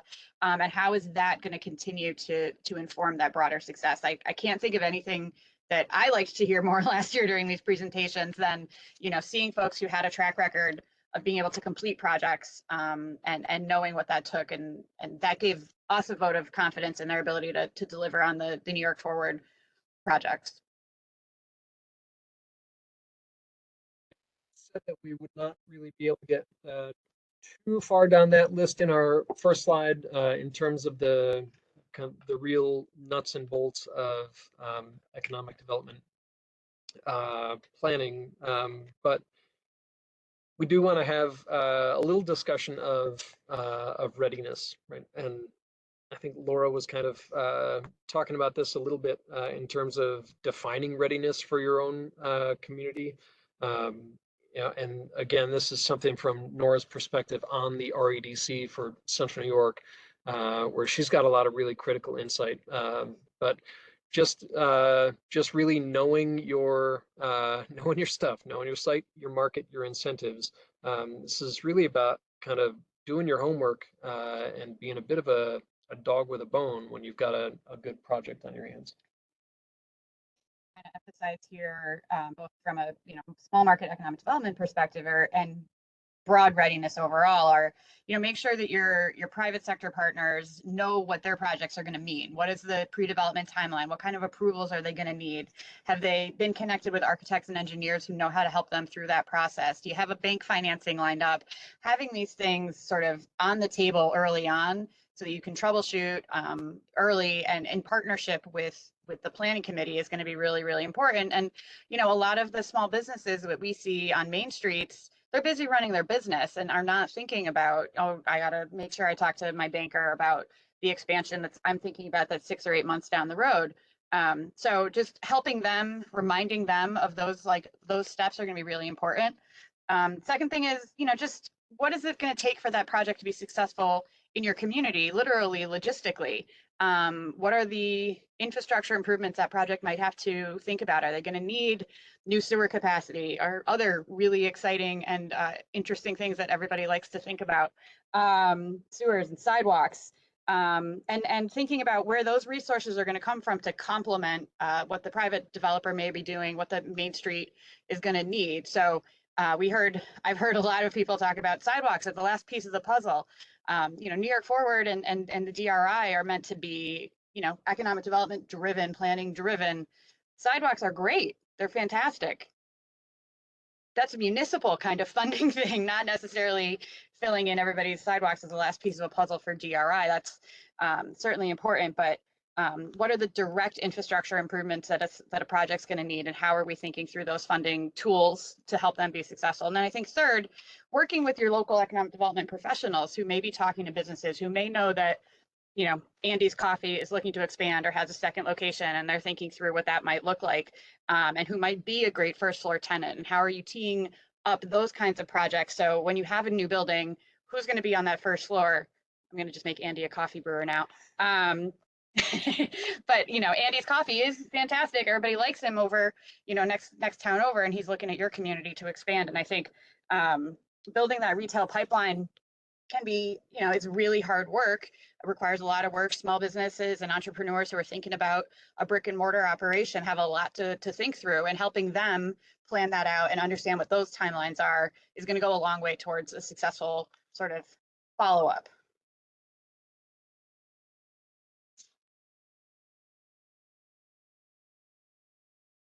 Holly, I will kick it back to you here. Thank you so much, Andy and Nora. Right. That is some great experience and great examples of how you really need to, celebrate those small victories and kind of get the foundational support from the community first. So last but not least here, we have a presentation from Austin Wheelock, Executive Director of Operation Oswego County, and Billy Barlow, Mayor of Oswego and Vice President of Public Affairs and System Development at Oswego Health. Austin brings close to 20 years of economic development and leadership experience in Oswego County in Central New York. He is designated the Economic Development representative for our Regional Economic Development Council and serves as CEO of both County of Oswego Industrial Development Agency and the Oswego County Civic Facilities Corporation. He serves on several other professional and nonprofit boards, including Oswego County Workforce Development Board, the Heritage Foundation of Oswego County, the Preservation Association of Central New York, and the Oswego Renaissance Association. As mayor, Billy Barlow has worked with key partners at the local and state level to transform the Oswego community by revitalizing downtown, developing the waterfront, restoring historic neighborhoods through strong code enforcement efforts, while overhauling city government and lowering property taxes and fees for city residents. And though Billy's term ends as mayor in December of 2023, a position he holds part-time, he will bring extensive legislative advocacy experience to his new position as Vice President of Public Affairs and System Development with Oswego Health. So without further ado, please take it away, Austin and Mayor Barlow. Thank you, Holly. I'm going to try to share this here in a second. Hopefully this works. Okay. So I'm glad sort of a lot of the conversation has already taken place about, quality of life and some of the other things. Our presentation's a little bit different. We're really talking about some of the housing projects that the city of Oswego brought because of the unique sort of challenges and things that were going on and the need for it. But I'm going to give Mayor Barlow just a kind of a chance to talk about the city of Oswego a little bit, sort of the history and context before kind of getting into what we thought about downtown, helping to attract investment to downtowns without a strong market. Thanks, Austin. First, and thank you for having me here. What I want to talk about first is kind of give some context to the projects that made up Oswego's DRI. First, I'm extraordinarily proud of the fact that we were the first municipality in the state to complete our DRI program. And I'm also particularly proud of the fact that the original projects that we included in our original application to win the DRI, and then the 12 projects that we then set out to complete back in 2017 in our DRI are actually the 12 projects that came through to fruition and are open and operating with success right now. So it's pretty cool that happened, especially given the COVID issues, the supply chain issues, and everything else we endured. But we got through all of that. And I think particularly part of that, the reason we were able to do that is because we developed a smart plan from the get-go. When we applied and then began planning our DRI, we really had four goals in mind. We first wanted to create that nexus to our waterfront and our downtown. Folks who may not be familiar with Oswego should know that we're positioned right on Lake Ontario and divided in half by the Oswego River. So there's plenty of waterfront. But unfortunately, Oswego never really capitalized on having all of that waterfront. We have the best sunsets. We have a city-owned and operated marina. We have a port right in our harbor, and we have a few restaurants that actually line the Oswego River. But there was never really anything to drive residents, pedestrians, or boaters down into these areas. So our idea was to connect the waterfront to the downtown, and that was really the core of our plan. The second facet was to obviously develop vacant or underutilized sites. As we're trying to create that connection from the waterfront to downtown, we realize that nobody's going to walk across an empty parking lot or a field of grass or a parking lot that is gravel instead of asphalt. So we needed to identify those lots that were vacant or underutilized and make sure they were developed so that as people are walking from downtown to the waterfront or waterfront to downtown, they're entertained and engaged the whole way, and we don't give them a chance to turn around. We also wanted to create some new attractions to downtown. We had a little bit of momentum with some small businesses and restaurants already existing in our downtown. So we wanted to diversify the food options, the drink options, and entertainment options that were available. And we did that by including things in our downtown revitalization initiative, like an indoor water park, like the Children's Museum, which is an interactive play area. Some newer restaurants, including a Southern Cookhouse, which is on the bottom level of a new DRI building that was built, filled in by 4 stories of residential market rate units. And then on the top is Central New York's first rooftop lounge, where you go for small plates and high-end cocktails with outdoor seating on the roof so you can get a panorama view of the city. And then finally, the fourth point was to leverage the $10 million grant that we were hoping New York State would give us and create as much private investment as possible from that 10 million. And I'm proud to say that the $10 million that we received in the projects that we then started and completed leveraged an additional approximately $60 million in private funding infused into our downtown. And there's one part of that that I'd like to expand on a little bit. Since the completion or even the announcement that we were a DRI city, and then when other business owners and residents started seeing these projects begin to be erected and new buildings being built, new projects taking place, and existing buildings being rehabbed, nobody wants to be the worst looking building on the block. So we saw the movie theater stepped up and revived their marquee. We saw a lot of other storefronts and business property owners downtown redo their facades. I call that spillover effect. And if you add in what we've accounted for in the spillover effect, the amount of private investment infused into our downtown is approximately $100 million in the last 8 years. So that may sound like a lot, but I bring that up because when I say that literally the DRI has changed the skyline of Oswego, it is not an exaggeration by any stretch of the imagination. So as we kind of go through these slides, just keep those 4 points in mind. Austin, if you want to please click, or whoever's controlling the thing. Sure, just a second here if I can make it move. Okay, so one of the other things too about Oswego that's a little unique is that Oswego has some very large sort of institutional stable employers. The SUNY Oswego, you have Oswego Health. It's the county seat, county government. So you have Novellus, which is a very large manufacturing company that's been growing and doubled actually over the last 10 years. You have Constellation Energy, which is the 3 nuclear plants just outside the city of Oswego, as well as the Oswego School District. So if you add up all these large institutional and other large employers, you got around 8,000 employees just between those. And you're talking about a city of about 17,000 people. So one of the challenges in Oswego actually is that you have really more jobs than you have people in the city. And so a lot of the people who work at these actually live outside of the city or they live outside the county.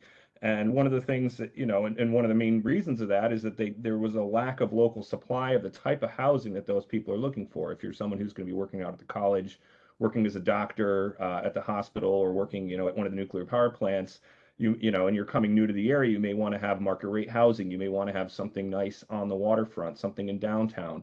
And there was a lack of this type of housing. And you know, anecdotally, you kind of think about these things, but until you actually do market studies and you understand, what the demand is and what the market is willing to pay, it's hard to sort of signify that and communicate that to both investors as well as banks. So one of the main things that we wanted to talk about today, and this works at a place the size of Oswego or Syracuse or Buffalo, but it also works down to your smallest communities, is know your market. And saying that, perform a housing study or commercial market feasibility study to really understand, what is your housing stock, both from single family and apartments, but what is the demand? What is the demand in your community? What are the the employers and the types of jobs they have? What are they looking for? Is that creating a disconnect where people are having to commute 30 miles because they don't have the type of housing that they're looking for? And then is that an opportunity for you to do something? So going back to about 10 years ago, really, I think it was 2012, 2013, the city of Oswego had done a housing study because there was, some of this anecdotal information that, well, there's with all these things going on, we don't think we have the right housing, but until you actually do that study, you don't know. And one of the results of that was that they had identified a need for senior housing as well as family and workforce housing, and they had actually quantified that potential as over 600 plus units. So 600 plus different apartment units, is a mix of 1, 2, 3, and even 4-bedroom apartments.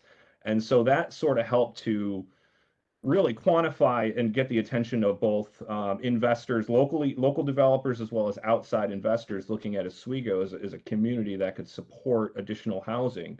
And one of the other things that we sort of saw when you didn't have this housing downtown is that you sort of saw downtown, not to say downtown was dead after dark, at dark, but it was not as good as it could be. And while there were restaurants downtown, there was this thought that, hey, if you could bring more housing downtown, you could bring more of this sorts of living opportunities that people were looking for. That would also then help support additional restaurants and retail and other things that kind of keep a downtown thriving, both during 9 to 5 and after. So that kind of covers that. Did you want to add anything on that, Mayor? The only thing I would say, you did a great job on that, Austin. So I don't have much to add other than, as an elected official, when these 4 housing projects were going up, mixed use projects were actually under construction and beginning to open, a lot of my constituents and residents who maybe didn't understand why we were adding all this housing would come to me, and I caught some criticism, and the common quote was, who's going to live in all of these apartments? So when you have the information backed up by the study, you can reference that, and then people begin to understand. It's not me saying we need all these new apartments. It's not just pretend information. It's actually backed up through a market analysis. And I'll just add that I'm proud to say that we'll touch on it a little later in this slide, maybe the next one, but of all the 4 DRI, actually 5 DRI projects that had the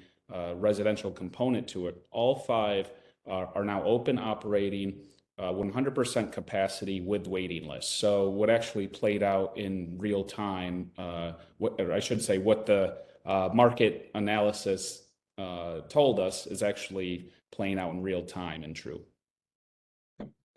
Okay, so so based on that, you do your market study, you kind of have an understanding, and then really sort of identify what your opportunities are. And then I think the mayor sort of hit on this earlier, is that Oswego had many vacant or underutilized buildings and sites, both downtown and along the waterfront, that were then opportunities to be transformed into market rate and affordable mixed use developments. all the projects that were done in Oswego were mixed use projects. You know, it wasn't strictly residential. They all had these components of saying, hey, listen, you know, we need to marry the commercial and the residential to make sure that you know, there would be jobs associated with it and activity throughout the day and afterwards. Let me, you know, we're running low on time here, so I'm going to skip ahead here a little bit. And sort of, you know, and then the other part of it, and this I think was mentioned by Nora and Andy, is that bring together local lenders and other financial assistance partners and bring them in early. This includes everything from your traditional banks in your communities to credit unions, to also don't forget about your IDAs. Pretty much every county across the state and then several cities also have their own industrial development agencies, and they can participate in these types of projects. Also, local development corporations, if you are lucky enough to have them, community development financial institutions, and then other EDO partners. I know someone mentioned early on, like National Grid. National Grid's been great about partnering on a lot of these Main Street projects and downtown projects and helping to fill some gaps. So, and really the reason to bring these players to the table is a lot of these projects, especially in communities that are not a strong market, they're risky projects. They are not proven. You're going to need to leverage resources. You're gonna have to reduce costs to help improve the ROI for the developers, and it's really to decrease risk to the developer as well as the lenders. We've been lucky in the city of Oswego to have headquartered here in the city Pathfinder Bank, who was a great partner on a lot of the DRI projects and other projects, and really saw the vision that the mayor had and the other officials at the city of what they were trying to do, and you know, really help to make some of these projects that may not have happened otherwise move forward. Because we talk about grants and we talk about these other things. Well, for the most part, the grants come after the fact, you know, and you still got to bridge that money. You still have to finance it, and so you need to have your financing partners involved, or it's, you know, you're not gonna move forward. Anything you wanted to add, Mayor? Nope, you covered it. Cool. Whoops, let me move back here. I'll turn this over to you, Mayor. These are your projects. Sure, thanks. Well, there are projects, right? On the last slide, they wouldn't have happened without your support. So these are just some before and after photos. This Riverwalk, I'm just going to spend a little time on this. The picture, it's hard to see, but on the before picture, the Riverwalk project actually consists of 4 different parcels that at the time of the DRI were owned by 4 different individuals. We identified this project because it really would ignite this area of downtown and bring some economic activity to this area, which was otherwise known by local merchants as the dead zone.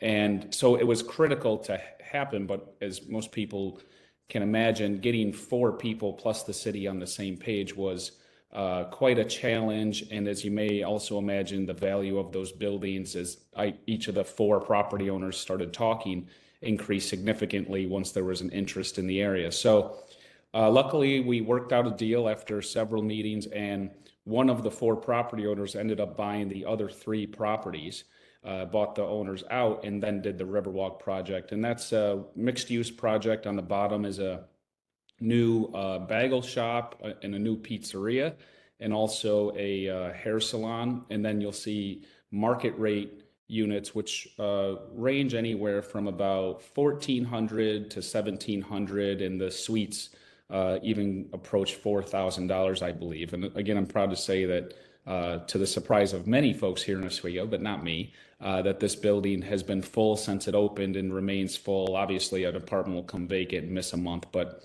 the owner has had success in renting it out.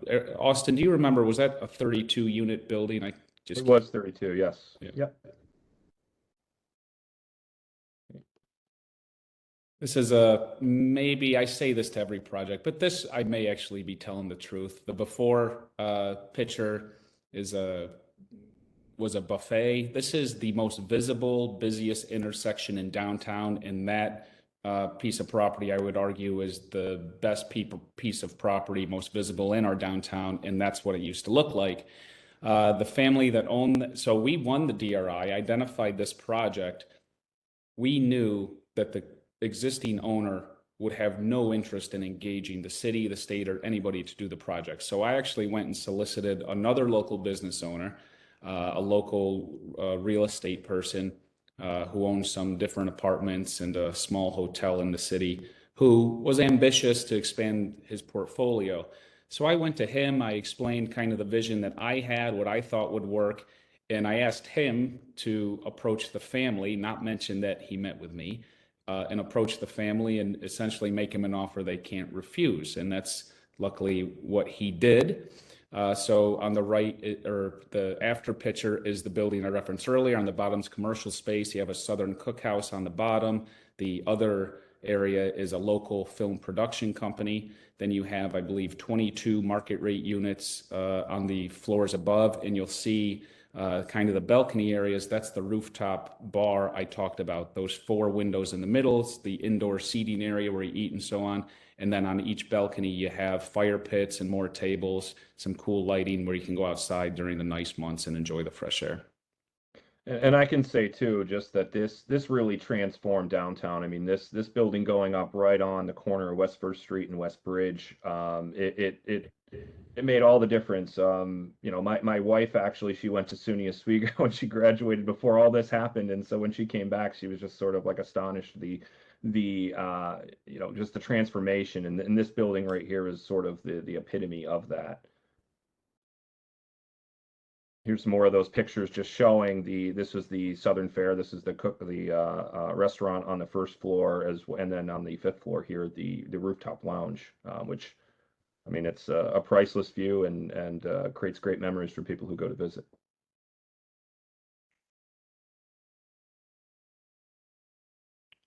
So this project here was critical to connecting the waterfront to the downtown. As I mentioned earlier, you can see in the background of the after picture how close it actually is to the shore of Lake Ontario. Right on the other side of the building is a city-owned and operated marina where we have tiki tours, we have jet ski docks, over 70 boat slips, a welcome center. We just completed a new project transforming a pier that reached out into the harbor into a public park that people can access that's popular so far. And then the city's marquee park is Brightbeck Park, which is just a stone's throw away from where this building is. So it was essential to make that connection. And as you can see in the before photo, nobody was going to walk from Brightbeck Park or the marina across that parking lot in that building, which used to be the city of Oswego's backup DPW garage. So we partnered with the IDA, we partnered with the state on some brownfield credits, and we actually issued an RFP, which was answered by Housing Visions, who we communicated with our housing needs and what our market analysis suggested, and they stepped up to do this project. It's another mixed use, the main building's a mixed use building. This is affordable apartment units all the way to some market rate. And this is really from the 40% AMI to 60 to 80 to 100 to market rate. So, and then you'll see the townhomes behind it, which really, I think, made a good use of this site. And once again, proud to say that despite the size of this apartment complex, it leased up immediately, and they still have a waiting list. Austin, I'll let you take this one. So this building here is actually the oldest commercial building in the city of Oswego, and about 8 years ago, it was at threat of falling down. If you can see on the left side there, this is actually when they'd already started working on it. This was over the years, it was a Walton and Willett Stone store. It was then Cahill's Fish Market, and then before it kind of fell into disrepair, it was Coleman's. It was a Coleman's restaurant, which some may know in Syracuse. They had another operation up in Oswego. As the building sort of, this building, I believe, was 1828. It was originally built. It's one of the few remaining maritime buildings in the city of Oswego still on the waterfront. And really, I mean, we were very close to losing this building. A local developer, and so I also want to state that I think a lot of the success of the Oswego DRI was based on the fact that we had some great local developers who sometimes made irrational decisions about investments in property that probably, you know, it was this one especially. I mean, the amount of money that they put into this in terms of in return for the amount of apartments it created or economic activity. So I think if you have good people in your community who really love the community and want to see things happen, find ways to help them to make things like this happen. Because if not, then, you know, I don't know if this would have happened otherwise. I don't think an out-of-town developer was going to come and save this building and put the kind of money in it that it needed. But so it was saved. It had some funding through DRI. It had some funding through other sources. The IDA was involved in it as well. It is now sort of, it's market rate apartments, and then sort of, you can't see in this picture, but sort of not on the water side, but on the street side, there's also some commercial space that was built on that lot. So this was a great project. I think it's only like 7 apartments, but it's an amazing development, and really shows that, you know, we've been able to do everything in mixed use projects from very large, you know, housing developments to the smallest projects, and they all kind of are needed to meet the needs of the community.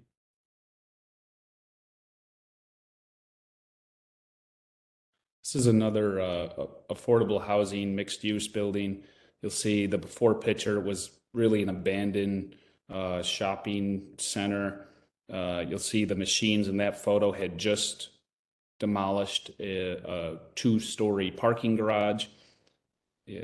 A building like this in the middle of downtown just isn't helpful, especially when all the stores are vacant. So, and actually the parking garage was condemned because it was falling down. So it just wasn't an area that anyone was going to go, and it was hurting surrounding businesses. And this happens to be on the east side of the river, which traditionally isn't as strong as the west side. So it was important to use this site, put this site into productive use to help some of the neighboring businesses. So this mixed use building, once again, leased up right away and still has a waiting list. They did a great job with the aesthetics of the site, and it really creates a nice corridor down East First Street. This project neighbors the indoor water park and a whole row of existing restaurants and other businesses. So very important to use this. And then we actually got the developer to agree to use some of the parking area to help support those other businesses. So we have 10 or 12 parking spots that aren't reserved for residents here, that are for people who are walking in and out of nearby restaurants. And just to add on this, so back in the 60s when urban renewal was taking place, this used to be, it was a block of row buildings that were demolished to make way for a parking garage and sort of this suburban style development that was hidden behind it. And you know, the city was able to kind of return that, take it away from what this urban renewal and return it back to putting a building at the street, kind of, you know, density, and then, you know, having sort of this commercial and residential use married together to create activity throughout the day. I think this one was like, is this 80 units? I think 70 or 80 units total. I think 77. Yep. So just wanted to state that and this is just related to these mixed use projects, that there's many, I mean, there's dozens of other projects that the city of Oswego, through their small business fund that they had with the DRI, as well as other projects, Restore New York and other things. But just with 7 new mixed use projects in the last 7 years during Mayor Barlow's time in office, they were able to build over 300 new apartment units downtown, and that alone, just for those 7 mixed-use projects, is almost $100 million of investment, and that's not including, you know, all these other projects that have happened and that the city has done with their own funding and creative use of other grants to create a lot of municipal unique spaces, pocket parks, as he said before, you know, connecting the waterfront to downtown. They've done some great stuff with streetscapes and things like that. So, but it all kind of plays in. But we wanted to make sure that you understood, like from the Oswego perspective, that housing can help to really encourage and catalyze, be a catalyst for further commercial development if you do it right and you make everything kind of follow the same vision. Yeah, and just to kind of sum up Austin's point earlier is, one, as I talk on these webinars, seminars, and visit DRI communities, one thing I notice is Oswego seemed to have more private projects more than civic projects, I guess you could say. So the city was really in charge of only 3 of our projects. One was a pretty large $1.5 million complete streets program. We built a $1 million mini pocket park and did some minor improvements to our Riverwalk. Other than that, we relied on private developers to step up, do these projects, and see them through. So that made me feel a bit vulnerable that I didn't have a lot of control over the projects, and that where the partnership aspect really comes in. We partnered with Pathfinder Bank, who made some good deals, good arrangements with these private developers, got with some developers we could trust. Those property owners downtown who we didn't think had the ambition to do anything, we had people approach them. So you can see the IDA, of course, was helped us on literally every project. So without those partnerships and the way this all played out, who knows how many of these projects would have actually been done. And a good way to start these partnerships is once we won the DRI, the state asked us to appoint a local planning committee known as the LPC.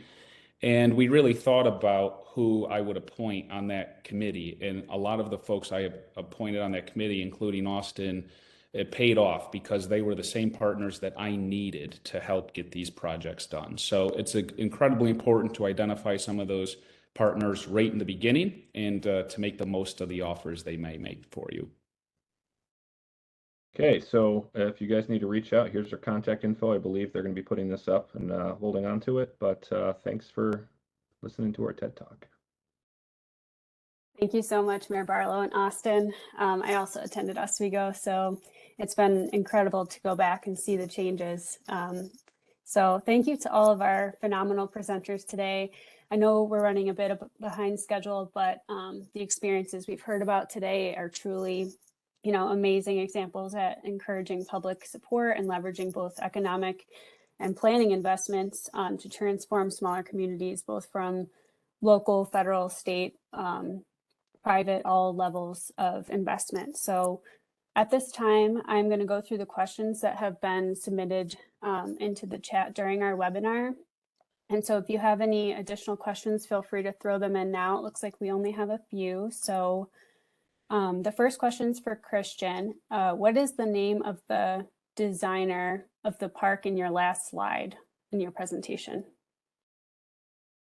We used Pillar Design Studios, who Brad actually did the skate park in Oswego, and he was born and raised in Oswego. So we made sure to get some local roots and someone who understood cold weather.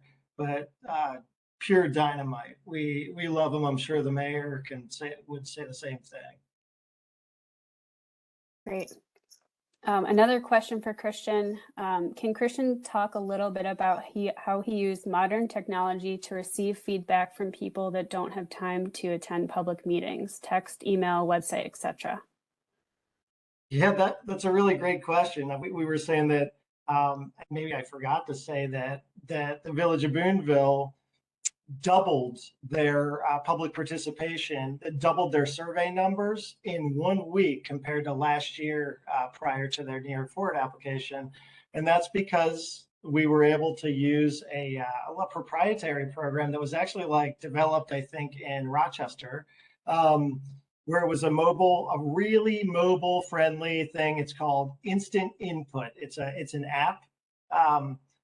And it was super easy, super transferable, and we kind of just lent it out to the village, and boom, within 3 days they got 50 survey responses. It was great, and it does. You're right. People have families and jobs and kids and dinners and sports and all the things that people do. They don't always have time to go to these meetings right at hangry time, right? So that really helped. We've also used JotForm for the skate park survey. And like I said, we got about 1,300 responses and support letters through JotForm on our website. Great. Does anyone else want to add anything to that or any platforms they've used? I'll just say that we're also doing, I'm on the LPC for the Village of Phoenix, and the consultants that we have on that project done a great job in terms of capturing additional input that is helpful for the LPC in terms of going through their process. I can't tell the exact what they're using, but it's been very helpful for us as that LPC to understand input from the community if they can't make meetings. Great.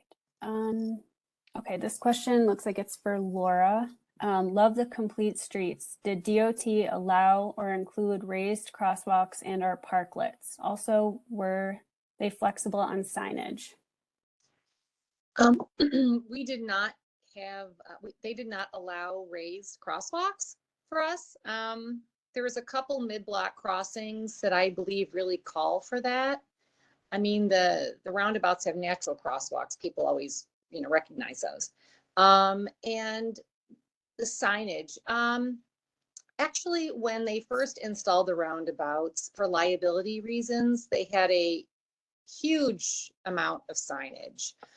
It was almost comical, honestly. And then, we all learned from that. They learned too. They were giving it a shot. I mean, this was 20 years ago. So they've really scaled back on the amount of signage that they require. It's not as loud in your face, but it works. Great. And I think we have two process questions. So I might respond to these from a DOS perspective, and then if anyone wants to hop in, please feel free. How would you recommend municipalities allocate funding for technical expertise needed for readiness? And in addition to that, how much technical assistance can be supplemented by DRI and New York Forward funds? So I would recommend, and this is from DOS's perspective, to meet with your regional economic development and Empire State Development representatives to help you prepare the application. They can help provide some of this technical assistance and help review past guidance and understand what can be funded, which communities in the past rounds have been best prepared, and kind of follow those examples. And in addition to that, submitting an intent to apply to a DRI or New York Forward round will also provide the municipality access to an experienced consultant team to help assist in the application process. So DRI and New York Forward funds are pretty much focused on capital projects. So you really want to get that technical assistance ahead of time. And you can also meet with DOS representatives ahead of the DRI rounds opening, or if your application was not funded one year, to kind of meet with your I think it's the Regional Economic Development Council and your Empire State Development representatives will do the debrief for you. The debrief won't come from DOS, but then you'll be able to kind of talk through what worked and what didn't work in the application. But does anyone want to add anything? I would just say also, if your county has a strong planning department, we saw a number of applications from one county here in central New York that really put forth a coordinated effort for their towns and villages where they didn't have that capacity at the localist level, but their county really stepped up and helped them all pull their stuff together. That's a great point. Yeah, definitely engage your county planning department as soon as possible. And even, asking questions well ahead of an application, that'll kind of prepare you and help you understand the foundation that you need to have to apply. One more process question looks like, this is from the Village of Port Jefferson. As an economic development director in our municipality, who would actually apply for DRI with New York State, us are the property owner, and it would be the municipality. So what happens during the DRI and New York Forward process is if a municipality is awarded, a local planning committee is created, as Austin mentioned, and they are kind of the, I guess, gut check for all projects coming through what's called the open call for projects. And that'll happen pretty early in the process. And that's where project sponsors and property owners will send in, a project form with their idea and kind of understand, how ready is the project to hit the ground running? Is it able to be, site ready and shovel ready within 2 years? That's kind of the time frame we look at when engaging potential project sponsors and property owners. But does anyone else want to add anything? Holly, one of the things that I think because I'm going through it now, and I think that the city of Oswego saw it in other places, is that when you originally submit your application, that's not like the hard and fast list of projects that are going to be funded. We found that obviously the vision and sort of the boundary you create sort of creates, you know, sort of the guardrails of what you're looking to do. But as you said, there's this call for projects that kind of goes out after you win, and that gives you that second chance to sort of find projects that maybe weren't around then, or it, you know, it they didn't think it was real, I guess, or you know, the funding wasn't there, so you know, maybe they've had more time to kind of come up with stuff. But it's more to me, it's more about the vision and sort of what you want your community to be, you know, and that could include like housing projects, it could include, you know, new shops in downtown and things like that, but it doesn't have to be fully figured out at that time. Yeah, that's a great point, Austin. Okay, looks like we have one more process question in the chat. For the process involved in applying for DRI funding, do you rely on town planners, or how do you develop a plan? Is a plan sufficient for DRI application, or do we need a professional grant writer? I would say from Department of State's perspective, we've seen a variety of situations and scenarios apply. So I would recommend kind of, you know, sitting down with a planning team or a planning office and figuring out what, you know, you can compile from what you already have. Maybe that's your comprehensive plan or a climate action plan or a smart like, you know, neighborhood streets project or something along those lines, to kind of compile what you already have, just to understand, you know, where you're working from.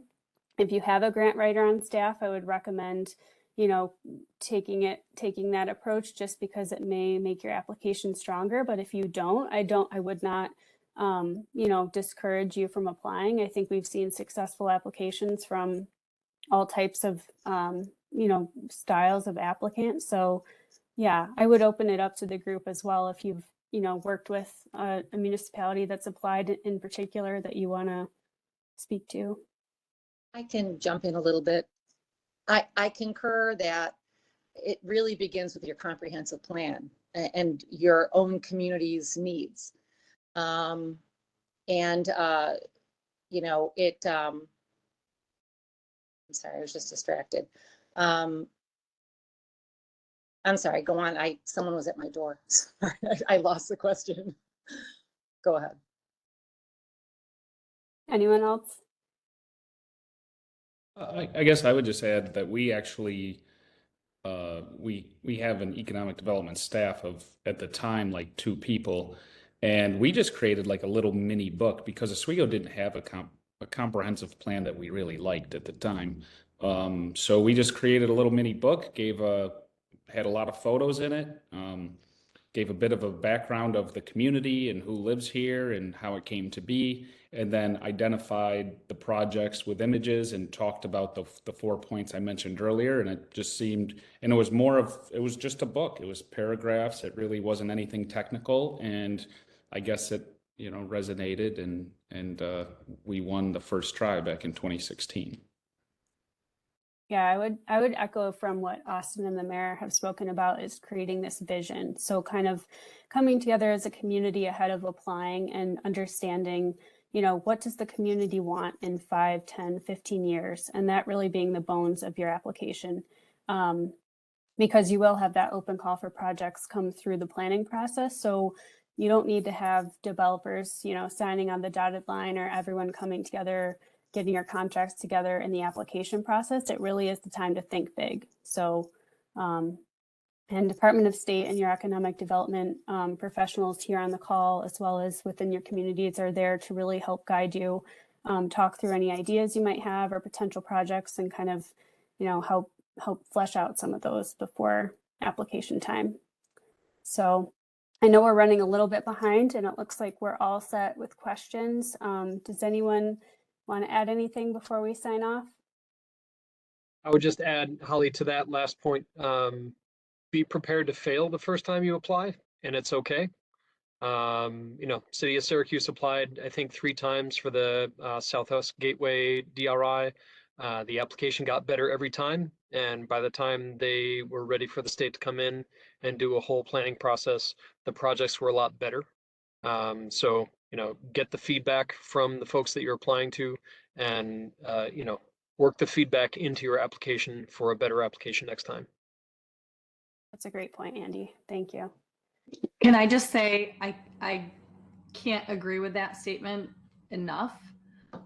Failure can be a huge win, and taking that opportunity to be willing to fail and getting better and each time, and instead of getting funding on something that is maybe mostly baked but not fully, you know, you can save yourself a lot of heartache in the end. But being willing to take that first step and fail is a win for your community. Definitely. That's why I encourage everyone to apply, just to, you know, understand where you're at in the process, you know, and what you need to get your ducks in a row, because it really is getting that first step, first foot in the door. So thank you. All right. Well, if we have all the questions in the chat completed, I guess I will sign off. Thank you again so much to our presenters. This experience is honestly invaluable. So we will have this webinar up on our website for future reference. And thank you again for all of our attendees on the call today. I could not have asked for a better turnout. This was great. I'm sorry it was a bit rushed. It's a lot to fit in for 2 hours, but we did it. So thank you again, everyone. I hope you have a great weekend. Thank you. Thanks, Holly. Good to see you guys. Good to see you.